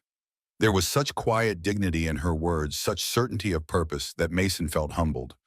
While he'd spent years drifting, running from his past, Nina had been preserving her father's legacy despite tremendous hardship. "Your father taught you well," he said. "Yes," she agreed, a touch of pride in her voice. "Not just about medicine, but about survival, about responsibility to our people." She resumed her organizing. "He believed knowledge brings obligation. If you know how to heal, you must heal. If you know how to teach, you must teach." "And if you know how to fight?" Mason asked. Nina met his gaze steadily. "Then you must fight when fighting is needed, and make peace when peace is possible." The simple wisdom of her words struck Mason deeply. How long had it been since he'd lived by any code more complex than basic survival, since he'd felt any obligation beyond completing whatever job he'd been hired to do? "Your father sounds like a wise man," he said. "He was," Nina agreed, "but not perfect. He trusted too easily sometimes, believed others shared his values." A shadow passed over her face. That trust cost him his life. Mason watched her, sensing there was more to the story than she'd shared. "How did it happen?" "His death." Nina was quiet for a long moment, her hands stilling on the supplies she'd been arranging. When she spoke, her voice was controlled, but Mason could hear the pain beneath. "Colonel Grant came to our village seeking my father's fever medicine. The sickness had struck the fort, killing many soldiers. My father agreed to treat their sick, but refused to simply hand over the medicine." Her jaw tightened. "He said it was too powerful to give to those who did not understand it, that it must be administered correctly with proper ceremony and respect." Mason nodded, understanding. Many native medicines were potent but required specific preparation and dosage. In untrained hands, they could be dangerous. "Grant was angry," Nina continued. "He threatened my father, our village. Said if the Apache would not share their medicine willingly, he would take it by force." She took a deep breath. 2 nights later, raiders came. They burned our medicine lodge, killed 4 people, including my father. "You said earlier they made it look like Apache raiders," Mason prompted gently. Nina nodded. "They wore Apache clothing, painted their faces. But their movements, their speech, they were white men." Her eyes met Mason's hard with certainty. "I saw Grant among them. He did not know I watched from the shadows." Mason absorbed this information, anger building in his chest. "And afterward, what happened to you?" "I fled into the mountains with what supplies I could carry. Seeds, medicine, plants, my father's teaching bundle. Nina's posture straightened, pride evident despite the pain of remembrance. I continued his work, found places to grow the sacred plants, made medicine for those who needed it. Until they captured you, Mason concluded. Yes, men came saying they had heard of a healer in the mountains. One was sick or pretended to be. I tried to help. Her expression hardened. They took me by force, sold me to others, who sold me again. Until Las Cruces. Mason's hands had clenched into fists as she spoke. The casual cruelty of it, the waste a healer who could have saved many lives, reduced to a commodity to be bought and sold. I'm sorry, he said, the words inadequate, but sincere. Nina acknowledged this with a slight nod. It is done. Now we look forward. Her resilience amazed him. Despite everything she'd endured, she remained unbroken, focused on the future rather than the past. It put his own years of aimless drifting into sharp perspective. As the fire crackled softly in the hearth, casting dancing shadows on the log walls, a comfortable silence fell between them. Nina continued organizing their supplies, while Mason checked the line shack's defenses, the sturdy bar across the door, the shutters that could be quickly closed over the windows. Eventually, Nina spoke again. You asked earlier what I will do when I return to my people. I will continue my father's work. Heal those who need healing. Teach others what I know so the knowledge is not lost again. That's a worthy purpose, Mason said. And you, she asked, what purpose drives Mason Hardy? The directness of her question caught him off guard. For too long he'd avoided such self-examination, focusing on survival rather than meaning. I don't know, he admitted finally. For years I've just been existing, taking whatever jobs came along, moving on when things got complicated. Nina studied him, her gaze penetrating. That is not living, Mason Hardy. That is hiding. Her words hit with the force of truth. Mason couldn't deny them. He had been hiding from his past, from connection, from responsibility. Maybe you're right, he conceded, but it's not easy to change. No, Nina agreed, but necessary, I think, for you. Before Mason could respond, a sound outside caught his attention, the soft crunch of footsteps on fallen leaves. He was on his feet instantly, rifle in hand, moving to the window. Someone's coming, he whispered. Nina doused the fire with a handful of sand, plunging the cabin into darkness. They stood motionless, listening. The footsteps grew closer, then stopped. A low whistle sounded 3 notes, followed by 2 more. It's Charlie, Mason said, recognizing the signal they'd arranged. He moved to the door, unbarring it carefully. Charlie slipped inside, carrying a small pack. His expression was grim. We've got trouble, he said without preamble. Riders came to the trading post this afternoon. Army patrol led by a man named Blackwood. Elijah Blackwood. Mason's stomach tightened. Blackwood? The tracker. Charlie nodded. The same. He's working for Grant now. They're searching every building, every settlement within 50 miles of Las Cruces. Nina moved closer, her face serious in the dim light. This Blackwood, he is dangerous. One of the best trackers in the territory, Mason explained. Used to be Army scouts, then went private. If he's on our trail, we're in serious trouble. He showed me the wanted notices, Charlie continued. Asked if I'd seen either of you. I denied it, of course, but I'm not sure he believed me. They're camping about a mile from the trading post tonight, planning to search the area more thoroughly tomorrow. Mason swore softly. We need to move. Now. That's why I'm here, Charlie agreed. Joaquin arrived just after sundown. I've spoken with him. He's willing to guide you to Apache territory, but you need to leave tonight. Nina stepped forward. He can get word to my brother. He says so, knows your people, the safe routes in. Charlie handed the pack to Mason. Extra ammunition, food, a map, Joaquin marked. He'll meet you at Dawn Rock in 3 hours. Mason knew the landmark, a distinctive formation about 5 miles northwest, visible for miles in the daylight. We'll be there. Charlie hesitated, then added, there's one more thing. Blackwood, he's not just looking for you two. He specifically mentioned the fever medicine. Said Grant wants it no matter what. Nina's expression hardened. He will not have it. Be careful, Charlie warned. Men like Grant in Blackwood, they don't give up easily, and they don't care who gets hurt in the process. We'll watch our backs, Mason assured him. Charlie clasped Mason's shoulder.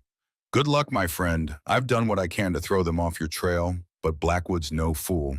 He'll figure it out eventually. Thanks for everything, Charlie, Mason said sincerely. We won't forget it. Just stay alive, Charlie replied. That'll be thanks enough. With a nod to Nina, Charlie slipped back out into the darkness. They heard his footsteps receding, then silence. Mason immediately began gathering their essential supplies. We need to move fast. If Blackwood's as good as his reputation, he'll pick up our trail by morning. Nina was already packing efficiently, her movements quick and decisive. Dawn Rock is north and west. We should avoid the main trails. Agreed, Mothden. We'll take the wagon as far as the creek, then abandon it. Less traceable on foot. Within minutes, they had packed only what they could carry and were moving quietly through the darkness toward where they'd left the wagon. The night was clear, stars scattered like diamond dust across the vast sky.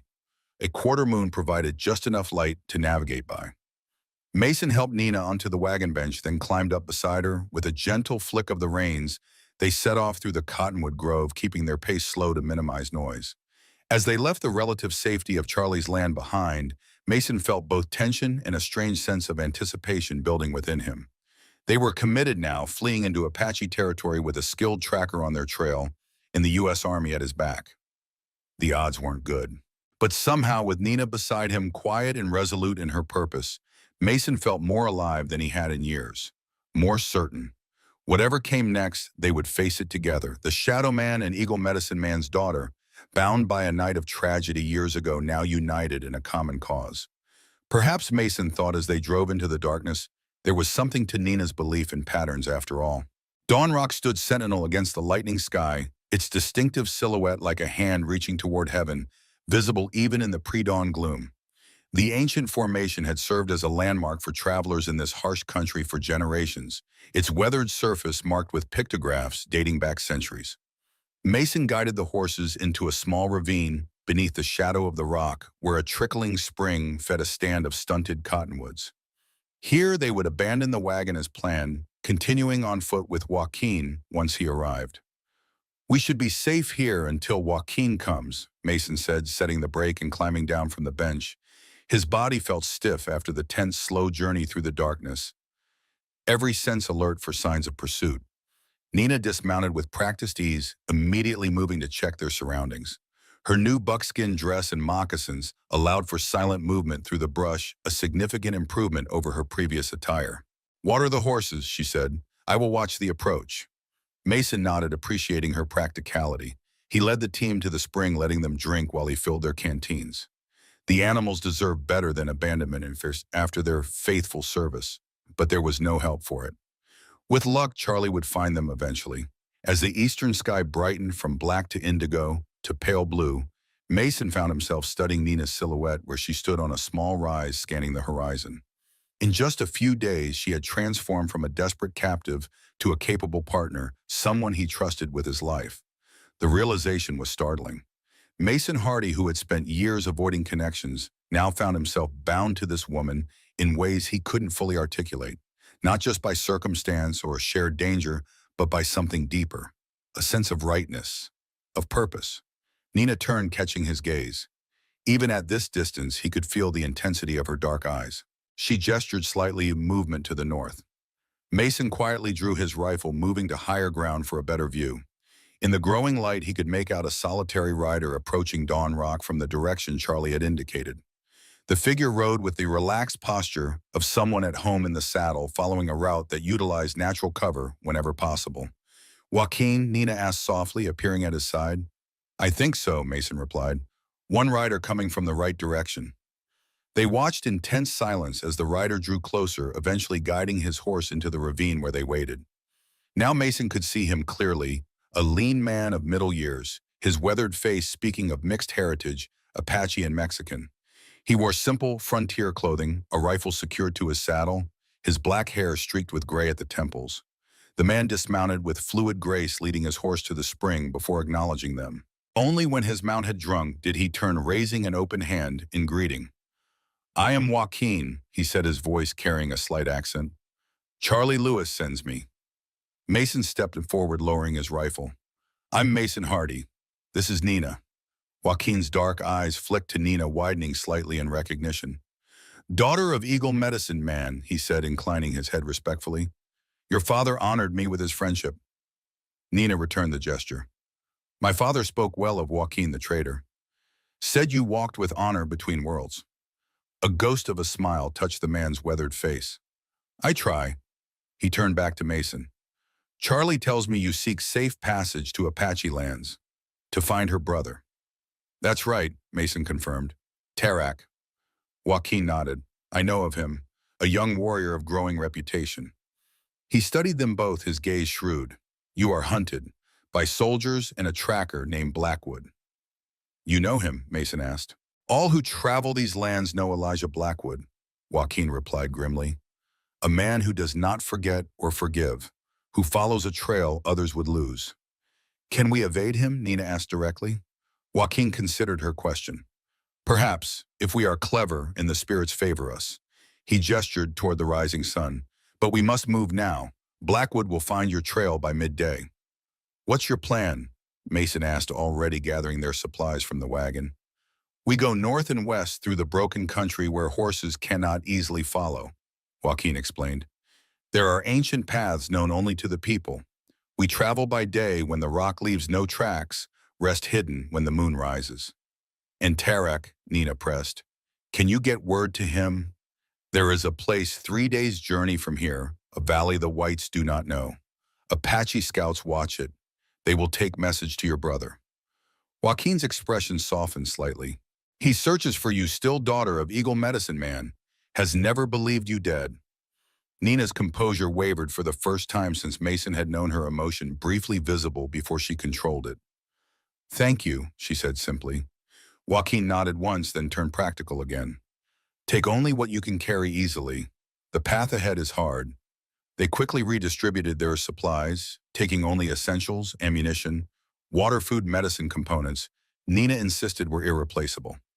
Everything else they left with the wagon. As the sun crested the horizon, casting long shadows across the ravine, Joaquin mounted his horse, while Mason and Nina prepared to travel on foot. Stay close, the guide instructed. Step where I step. If we are separated, make for the three-peaked mountain to the northwest. He pointed to a distant formation just visible on the horizon. I will find you there. With that, he urged his horse forward, setting a pace that was deliberate but steady. Mason and Nina followed, falling into the rhythm of travel they'd established over the past days, watchful, conserving energy, communicating with glances and gestures more than words. Behind them, the wagon stood abandoned, the horses already beginning to graze on the sparse vegetation. Mason glanced back, once a strange sentiment tugging at him. That wagon had been his home, such as it was for the past year. Now he was leaving it behind, along with the solitary existence it represented. Ahead lay uncertainty, danger, but also possibility, a new path forming with each step into the wilderness. By midday, the sun beat down mercilessly from a cloudless sky. The terrain had grown increasingly rugged, steep slopes of loose shale, narrow passages between towering rock walls, dry arroyos that wound like serpents through the harsh landscape. Joaquin led them unerringly, choosing paths Mason would have overlooked, finding small seeps of water where none should exist. The man's knowledge of this unforgiving country was impressive, born of a lifetime moving between worlds that rarely intersected peacefully. They paused in the shadow of a sandstone overhang, taking advantage of the brief respite from the sun's glare. Joaquin dismounted, allowing his horse to rest, while they ate a sparse meal of jerky and hardtack, washing it down with water that tasted of minerals from the stone canteens. How much farther to Apache territory? Mason asked, wiping sweat from his brow. We are already in lands the people consider theirs, Joaquin replied, but the army would say the same. The reservation boundaries lie 2 days northeast. He took a sip from his canteen. But we do not go there. The soldiers watch those approaches too closely. Nina looked up from where she sat cross-legged on a flat stone. Where then? To the ancient places, Joaquin said. Valleys hidden in the mountains where your father's band sheltered during the worst of the wars. Where some remain free, still away from the agency's eyes. Hope flickered across Nina's face. My mother's sister's people. They still live in the old way. Joaquin nodded. Few in number now, but yes, they hold to the traditions. Your brother moves between their world and the reservation, carrying messages, trade goods. A smile touched his weathered face. He has your father's gift for walking between worlds. Nina absorbed this information, her expression thoughtful. Mason watched her, sensing the complex emotions beneath her composed exterior. Hope for reunion with her brother, pride in his accomplishments, perhaps trepidation about returning to a life she'd been absent from for so long. And the army, Mason asked, returning to practical concerns. How close do they patrol to these hidden valleys? Too close in recent months, Joaquin admitted. Since Colonel Grant took command, patrols have pushed deeper into the mountains searching for something. He glanced at Nina. Now we know what or who. Mason frowned. Grant seems obsessed with finding Nina getting the fever medicine. Is the outbreak really that bad? The fever spreads in the south, Joaquin confirmed. Many die in the forts of the settlements. But Grant's interest, he hesitated. It feels personal, like vengeance, not duty. Nina's expression hardened. He killed my father for refusing him. Now he hunts me for the same knowledge. A dangerous man, Joaquin agreed. With powerful friends, the army gives him freedom to pursue his objectives. And Blackwood? Mason asked. What's his stake in this? Joaquin's face grew grim. Elijah Blackwood serves whoever pays best. But with you, Mason Hardy, there is history. Yes, bad blood. Mason shook his head. Not that I know of. I've heard of him, his reputation as a tracker, but we've never crossed paths. Joaquin studied him, eyes narrowing slightly. Strange.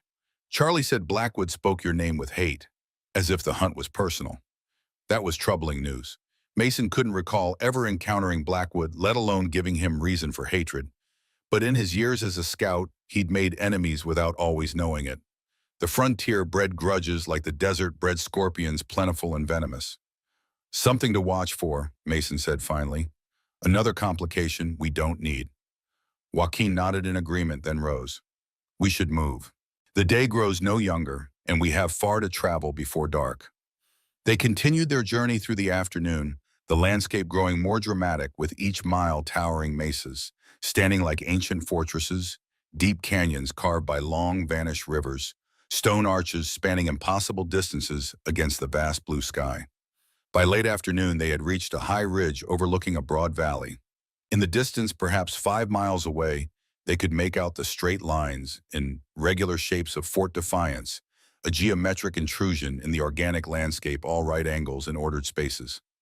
We'll approach no closer today, Mason decided, studying the fort through a small brass spyglass. Too much open ground, too many patrols. We'll wait for darkness. They found shelter in a stand of juniper, dense enough to conceal them while offering good visibility of approaches. As the sun began its western descent, they ate sparingly, conserving supplies, speaking little. The tension had been building steadily as they neared their destination. Now, with Fort Defiance in sight, the reality of what they planned to do settled over them, 3 people against the full might of the U.S. Army, attempting to gather evidence against a commanding officer within his own sphere of influence. It's not too late to reconsider, Mason said quietly to Nina as they watched the fort through the spyglass. We could turn back, find another way. Nina shook her head firmly. No, Grant will never stop hunting me while he lives and commands men. The medicine knowledge is too valuable to him. Her jaw set with determination. This ends here. As darkness fell, Joaquin guided them to a deep ravine running close to the fort's eastern wall. From this position, they could observe the comings and goings at the fort's gate while remaining concealed in the shadows. Now we wait, Mason whispered. Watch, learn. Through the night and into the following day, they observed the fort's routines, guard changes, patrol schedules, the movements of officers, including Colonel Grant himself. They noted his regular visits to headquarters, his return to private quarters at midday, the deference shown to him by the soldiers under his command. He keeps his records in his quarters, Mason concluded after watching Grant carry a leather portfolio from headquarters to his private residence. That's where we'll find the evidence of his unauthorized manhunt, his misuse of resources. But how to access them? Joaquin asked practically. The fort is well guarded. Mason was considering this problem when they spotted riders leaving through the eastern gate, 4 men moving with purpose heading west. Through the spyglass, he recognized the lean figure leading the group. Blackwood, he said grimly, heading west toward the Valley of Whispers, resuming the search. This development added urgency to their planning. If Blackwood was back on their trail, they had limited time before he might discover the hidden valley where Nina's people had taken refuge. That evening, Joaquin left to make contact with sympathetic Apache working at the fort, laborers and servants, who might provide inside information, possibly even assistance. He returned after midnight with unexpected news. There is a laundress, Maria, whose husband died of the fever. She blames Grant for withholding treatment. Joaquin's expression was grim but satisfied. She will leave a window unlocked in Grant's quarters tomorrow night when he dines with his officers. A way in, Mason said, hope kindling despite the risks. If we can find documented evidence of Grant's personal vendetta, his misuse of Army resources, we take it to whom? Nina asked practically. The territorial governor in Santa Fe, Mason replied. Lew Wallace, former Union general now trying to bring order to the territory. He'd have the authority to investigate Grant, potentially remove him from command.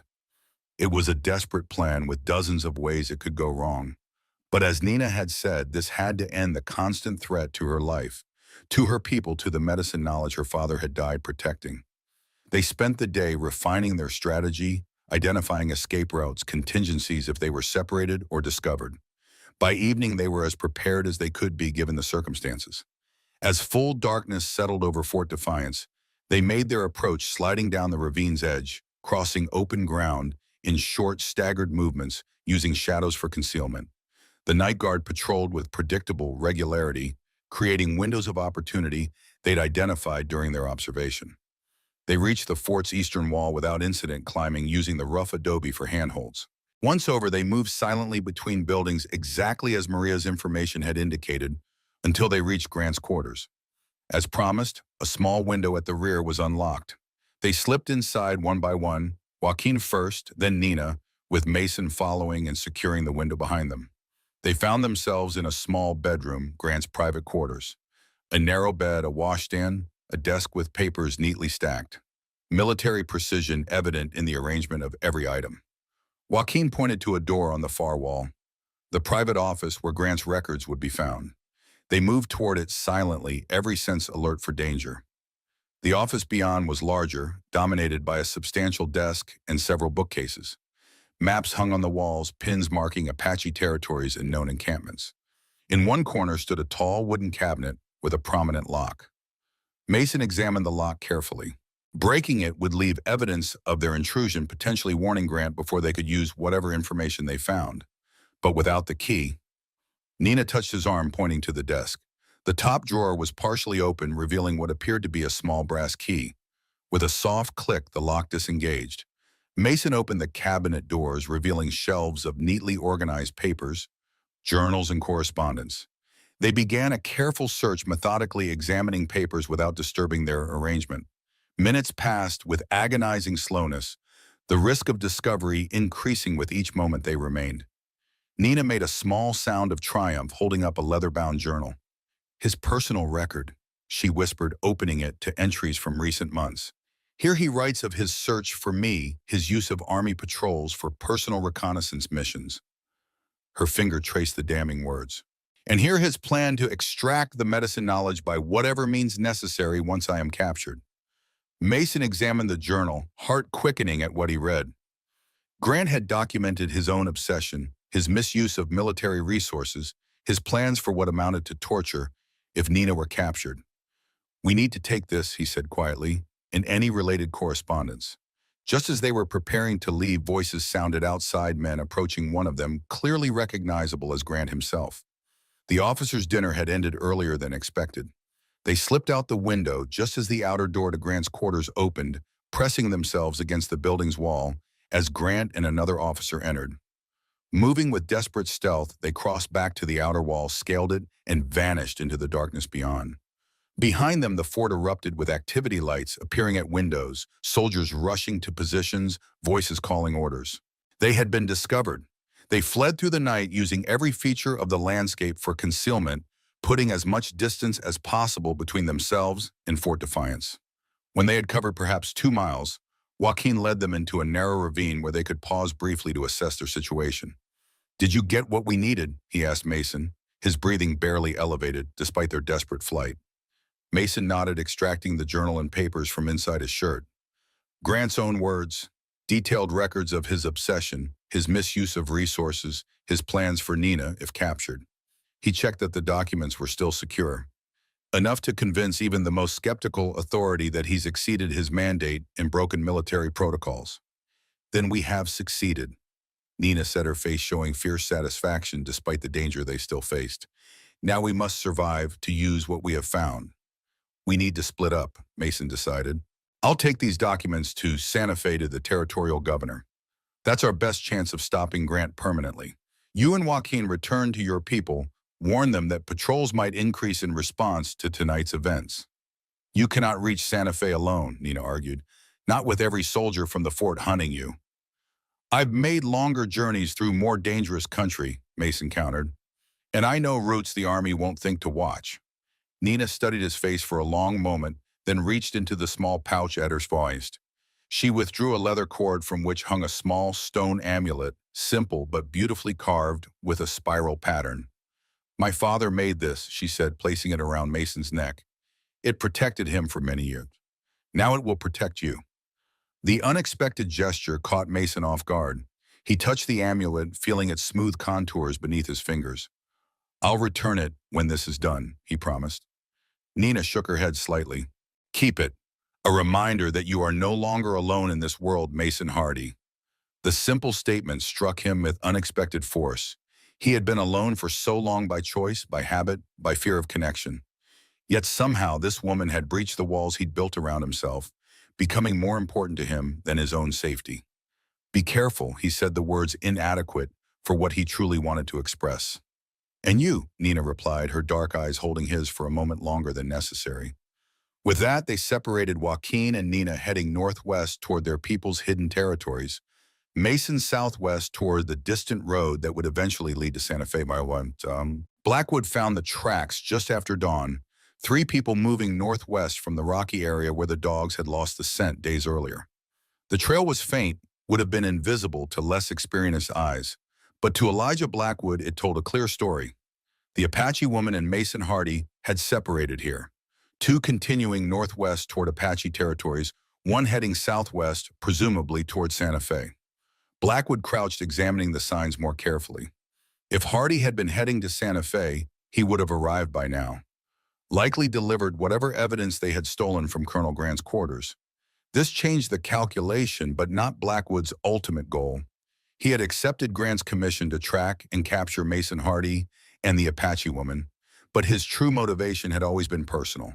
Hardy didn't know it, couldn't know it, but they had crossed paths before. Years ago, during the Apache Wars, when Blackwood's younger brother had served under a captain named Bradford, a night raid on an Apache encampment at a place called Redstone Creek. A raid that had gone wrong when an Army scout named Mason Hardy had interfered, tackling a soldier taking aim at fleeing Apache. The soldier, Blackwood's brother, had fallen awkwardly, breaking his neck, dead before he hit the ground. The debt had waited years to be paid. When Colonel Grant had offered the tracking job, Blackwood had accepted immediately upon learning Hardy was involved.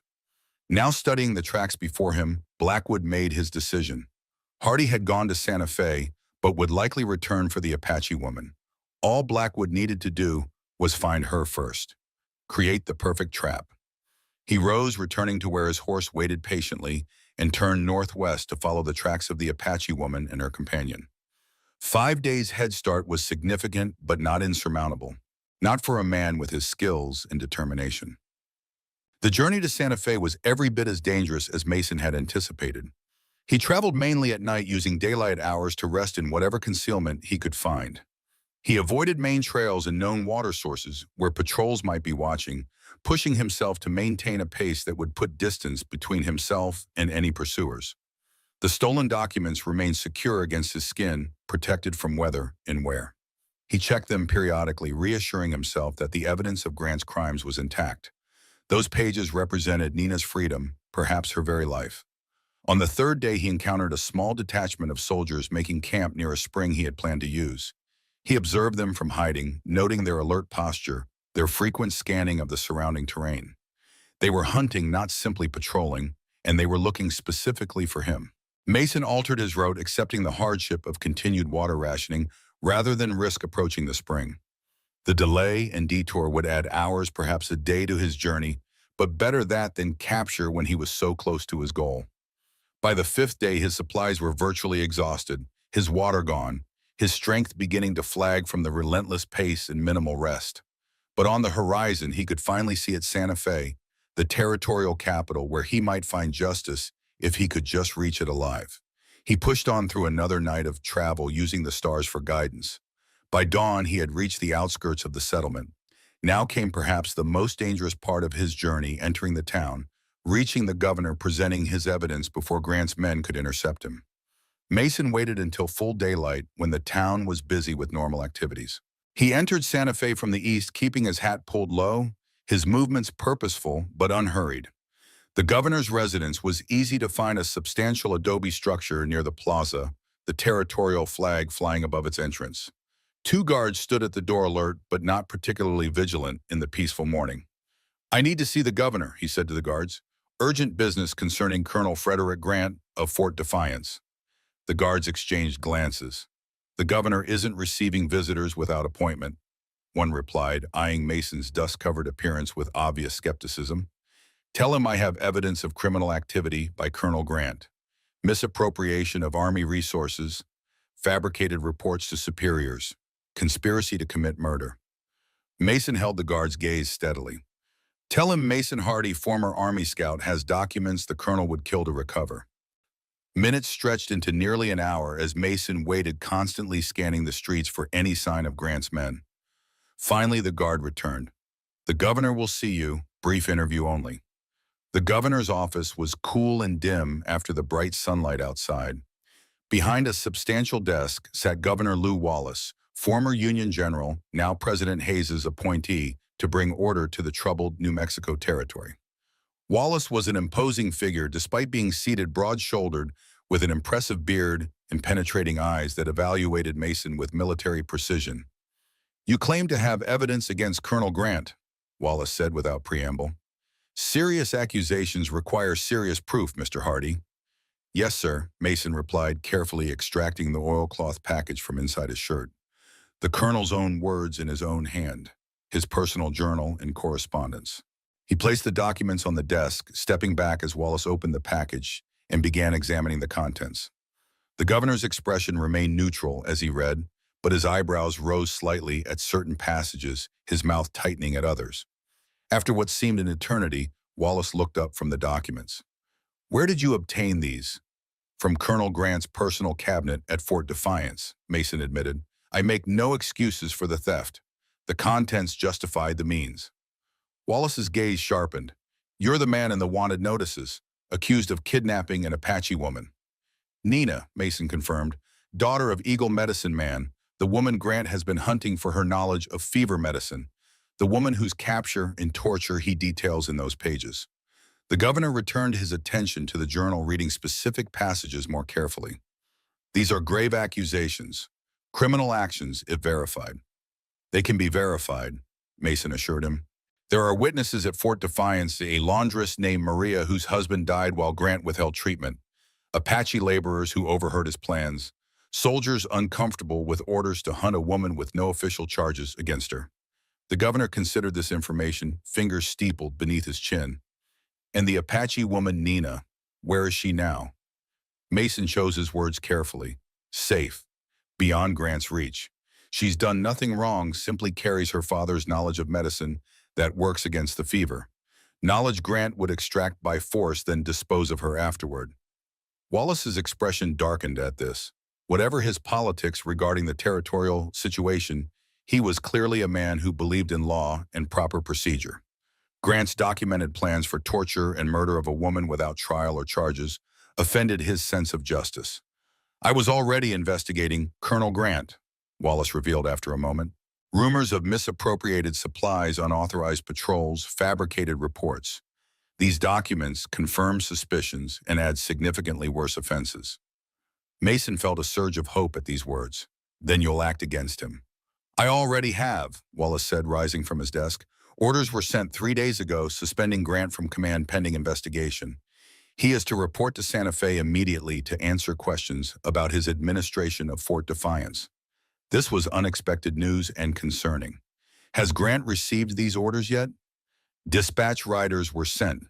They should have reached Fort Defiance yesterday or the day before. Wallace studied Mason's expression. What concerns you? If Grant knows he's being investigated, that his command is suspended, he becomes more dangerous, not less, Mason explained.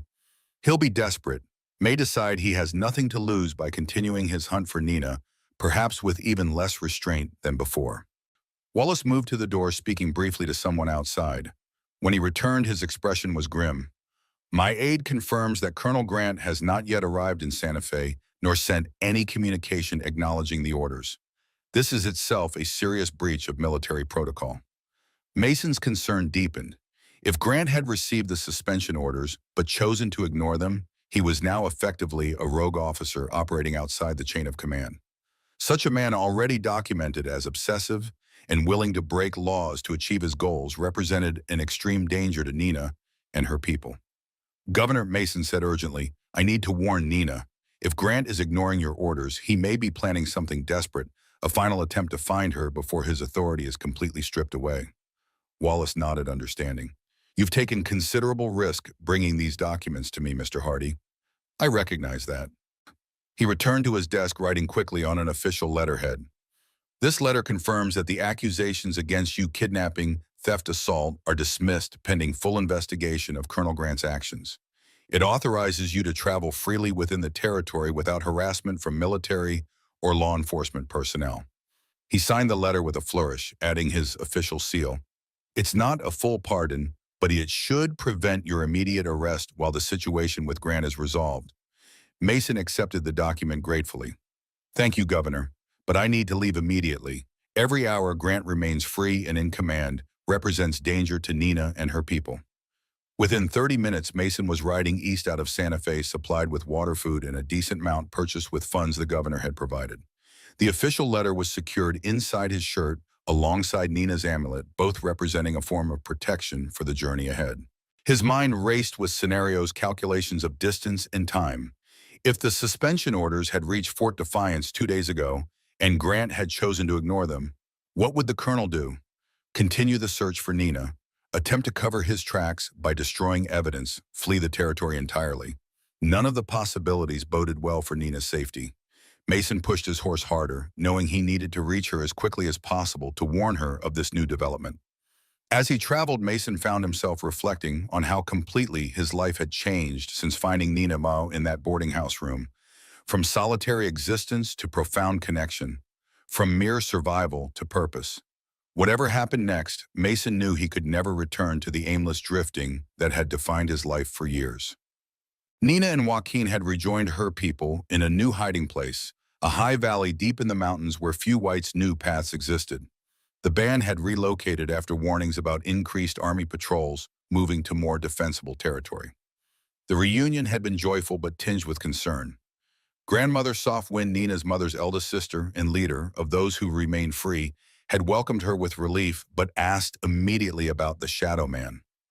Gone to Santa Fe, Joaquin had explained, to deliver evidence against Grant to the territorial governor. Now, days later, Nina found herself constantly scanning the approaches to their new refuge, hoping for some sign of Mason's return.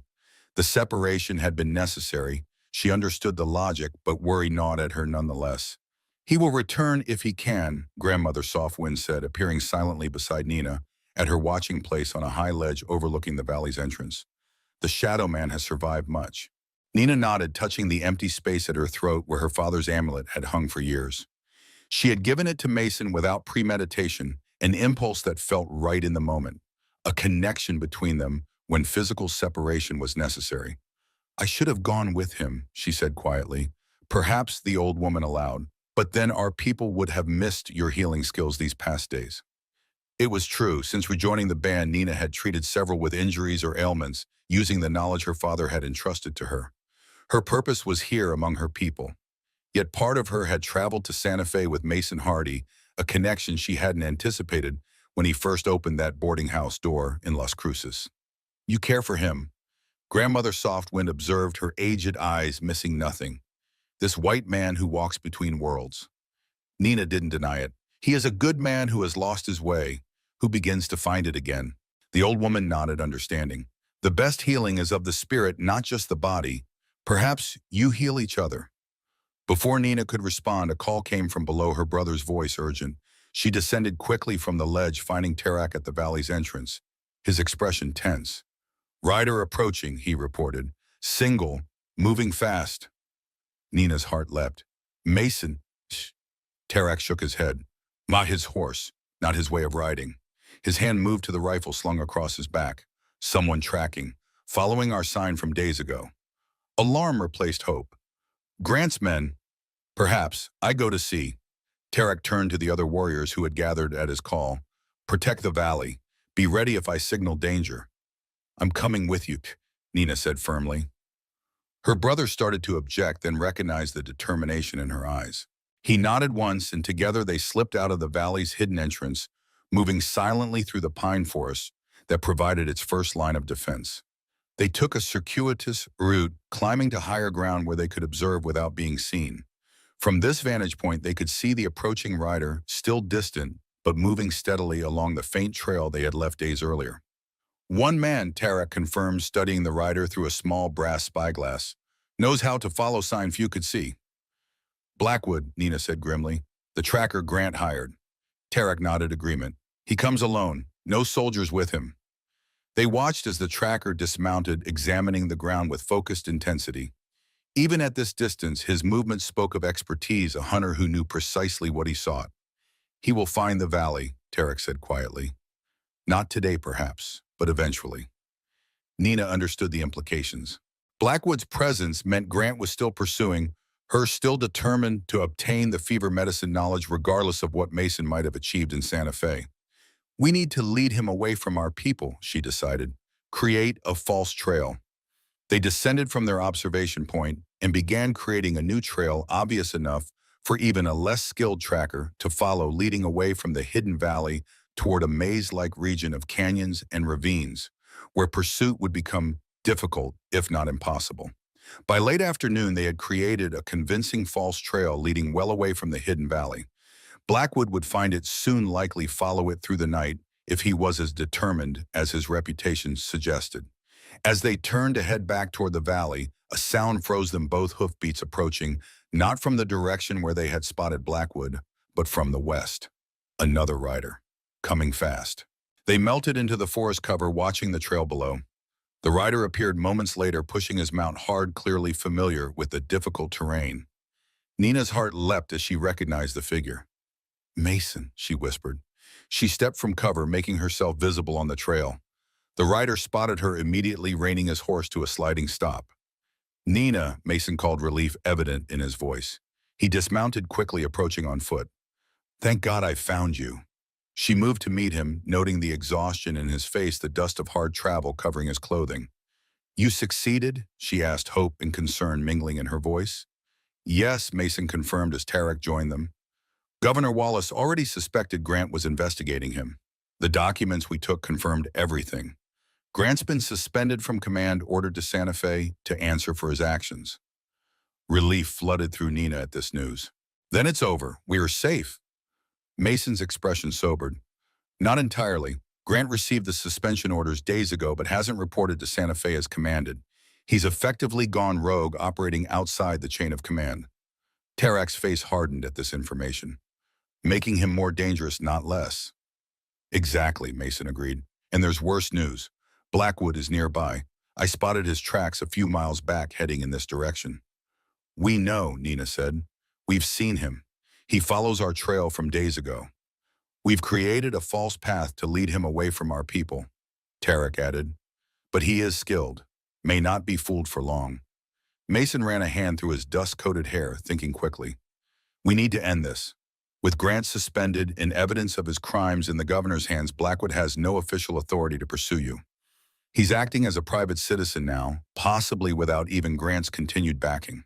Yet he continues the hunt, Nina observed. Why bastoy? I've been wondering that myself, Mason admitted. It feels personal somehow, though I've never met the man before this. Tarak was scanning the surrounding forest, alert for any sign of the tracker's approach. Regardless of his reasons, he threatens our people. We cannot allow him to find the valley. Agreed, Mason said. We need to confront him directly. end this chase once and for all. They decided to use the false trail they had already created to set a trap. Nina would appear vulnerable while Mason and Tarak positioned themselves for ambush. It was dangerous but necessary to protect the hidden valley and everyone in it. As they made final preparations, Mason touched the amulet at his throat. "You should take this back," he said to Nina. "For protection." Nina stopped his hand with her own. "It served its purpose, brought you safely back to us." Her fingers lingered on his briefly. "Keep it. A reminder that you are not alone in this world, Mason Hardy." Something shifted in his eyes at her words, a recognition of the bond that had formed between them through danger and shared purpose. Without speaking, he nodded once, letting the amulet fall back against his chest. They moved into position, Nina visible in the box canyon they had chosen, Mason and Tarak concealed on the rim above. The wait was tense but relatively brief. Within an hour, they heard the careful approach of a single rider. Blackwood entered the canyon with a hunter's caution rifle, ready but not raised. His experienced eyes evaluated the scene, Nina apparently alone, a small camp suggesting vulnerability. "Don't move," he said, his voice cold and authoritative. "Hands where I can see them, Apache." Nina raised her hands slowly, her expression carefully neutral. "You have been following me for many days, a long journey for one man alone." "My business isn't with you, woman," Blackwood replied. "You're just the means to an end." "What end is that?" "Mason Hardy," Blackwood said, the name emerging like a curse. "He killed my brother. Redstone Creek. 5 years ago." Understanding dawned. The night Mason had saved Tarak had tried to stop the attack on their village. The soldier he had tackled to prevent a shot had been Blackwood's brother. "He was trying to stop a massacre," Nina said quietly, "to save innocent lives." "He interfered in a military operation," Blackwood countered, anger bleeding into his tone. "Tackled my brother who was taking aim at fleeing hostiles. The fall broke his neck." Before Nina could respond, Mason called from above. "Blackwood." The tracker's head, snapped up rifle immediately swinging toward the source of the voice. Mason stood on the canyon rim, clearly visible against the evening sky. "Let her go," Mason called down. "Your quarrel is with me, not her." Finally admitting responsibility. "Scout, after all these years." "I remember your brother," Mason replied. "I didn't intend his death, only to stop him shooting a woman and child fleeing for their lives." Nina saw Tarak moving into position on the opposite rim, bow drawn and ready. The plan was working, Blackwood's attention focused upward away from her. "I don't need official sanction for justice," Blackwood replied, finger tightening on the trigger. "Just a clear shot." "No," Nina shouted, lunging forward in a desperate attempt to disrupt his aim. They fell together, Blackwood recovering, first pinning Nina beneath him. His hand found her throat, tightening with lethal intent. "Your choice, Hardy," he shouted upward. "Surrender yourself or watch her die." From above came the distinctive sound of a bowstring released. An arrow embedded itself in the ground inches from Blackwood's head, a warning shot of extraordinary precision. "Next one goes through your eye," Tarak called calmly. "Release my sister." Blackwood froze, recognizing the deadly seriousness of the threat. In that moment of distraction, Nina struck, driving her knee upward with all her strength. Blackwood grunted in pain, his grip loosening just enough for her to twist free. By the time Mason reached the canyon floor, Nina had retreated to a safe distance, and Blackwood stood isolated in the center of the space, weaponless but still dangerous. "It's over, Blackwood," Mason said, his own revolver drawn but pointed downward. "Grant's been suspended. The governor knows everything." "This was never about Grant," Blackwood replied. "It was always about Daniel, about what you took from me." Mason's expression softened slightly with genuine regret. "I never intended your brother's death. I was trying to stop him firing on civilians, a woman carrying a child." "Her," Blackwood said, nodding toward Nina, "and her brother." The revelation that Blackwood had children gave Mason pause when the tracker mentioned them.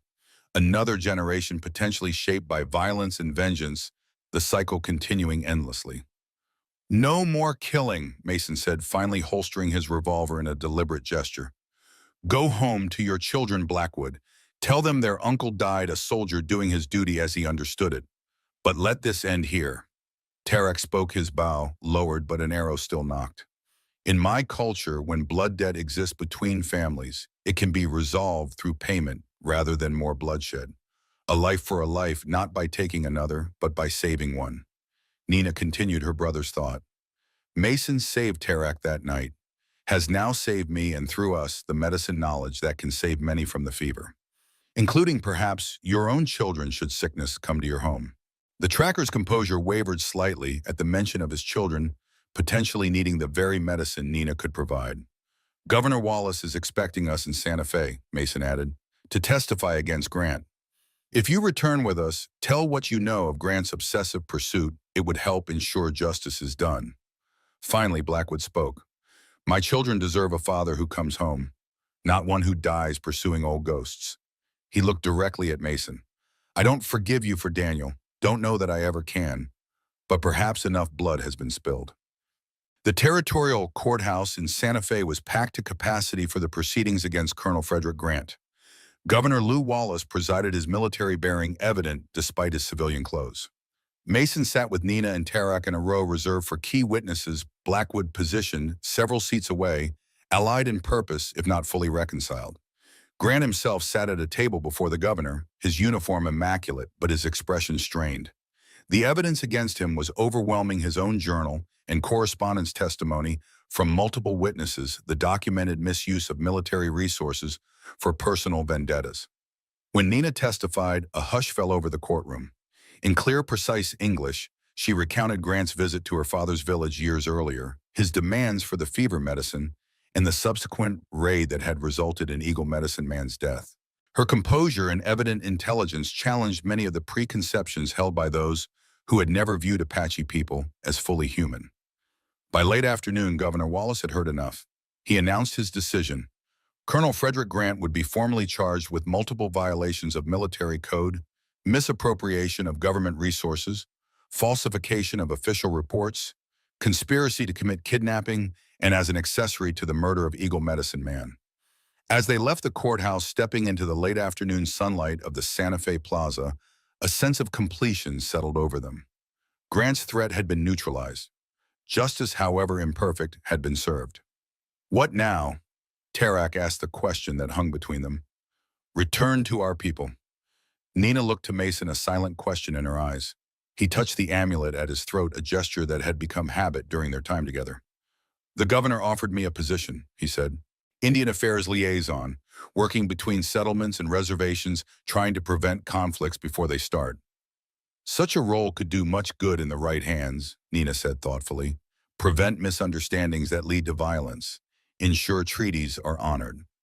It would mean traveling between worlds, Mason said, not fully belonging to either. His eyes met hers. Something you understand well. She nodded, recognizing the truth in his words. As a healer carrying both traditional knowledge and skills learned from interaction with a white society, Nina had long navigated the space between cultures. Our people need healing, she said after a moment. Not just of the body, but of old wounds between communities. My father believed this was possible, even as evidence suggested otherwise. Her gaze was steady on Mason's face. Perhaps that is a medicine we could create together. The simplicity and depth of her proposal caught Mason's breath.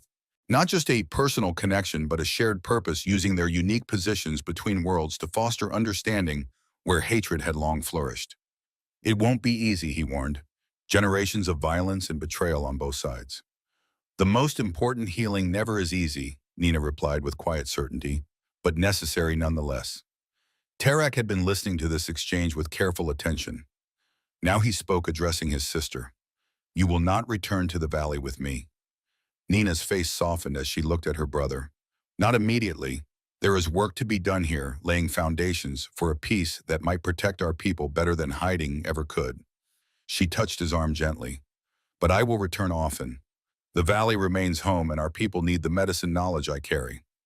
Tarak studied her for a long moment, then shifted his gaze to Mason. What he saw there seemed to satisfy him. He nodded once, accepting his sister's choice. The shadow man steps into the light. He observed a slight smile touching his lips. And my sister walks beside him. A path neither could have foreseen when we began this journey.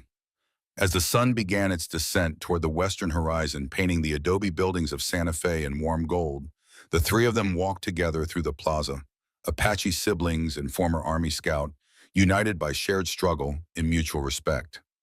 The future remained uncertain, the path forward uncharted. Challenges would surely come prejudice to overcome trust, to build old wounds to heal. But for the first time in years, Mason Hardy looked toward that future with something approaching hope. The amulet Nina had given him rested against his chest, a tangible reminder that he was no longer alone in this world, that purpose and connection were possible, even for a man who had long believed himself destined for solitude. The Shadow Man had emerged from darkness, and in the light he had found not just himself, but a companion for the journey ahead, a healer whose strength and wisdom complemented his own, whose path had converged with his against all odds. Together they would walk toward the promised land, not a physical place, but a future where barriers between peoples might someday fall, where understanding might replace fear, where healing might finally overcome the wounds of the past. The journey was just beginning.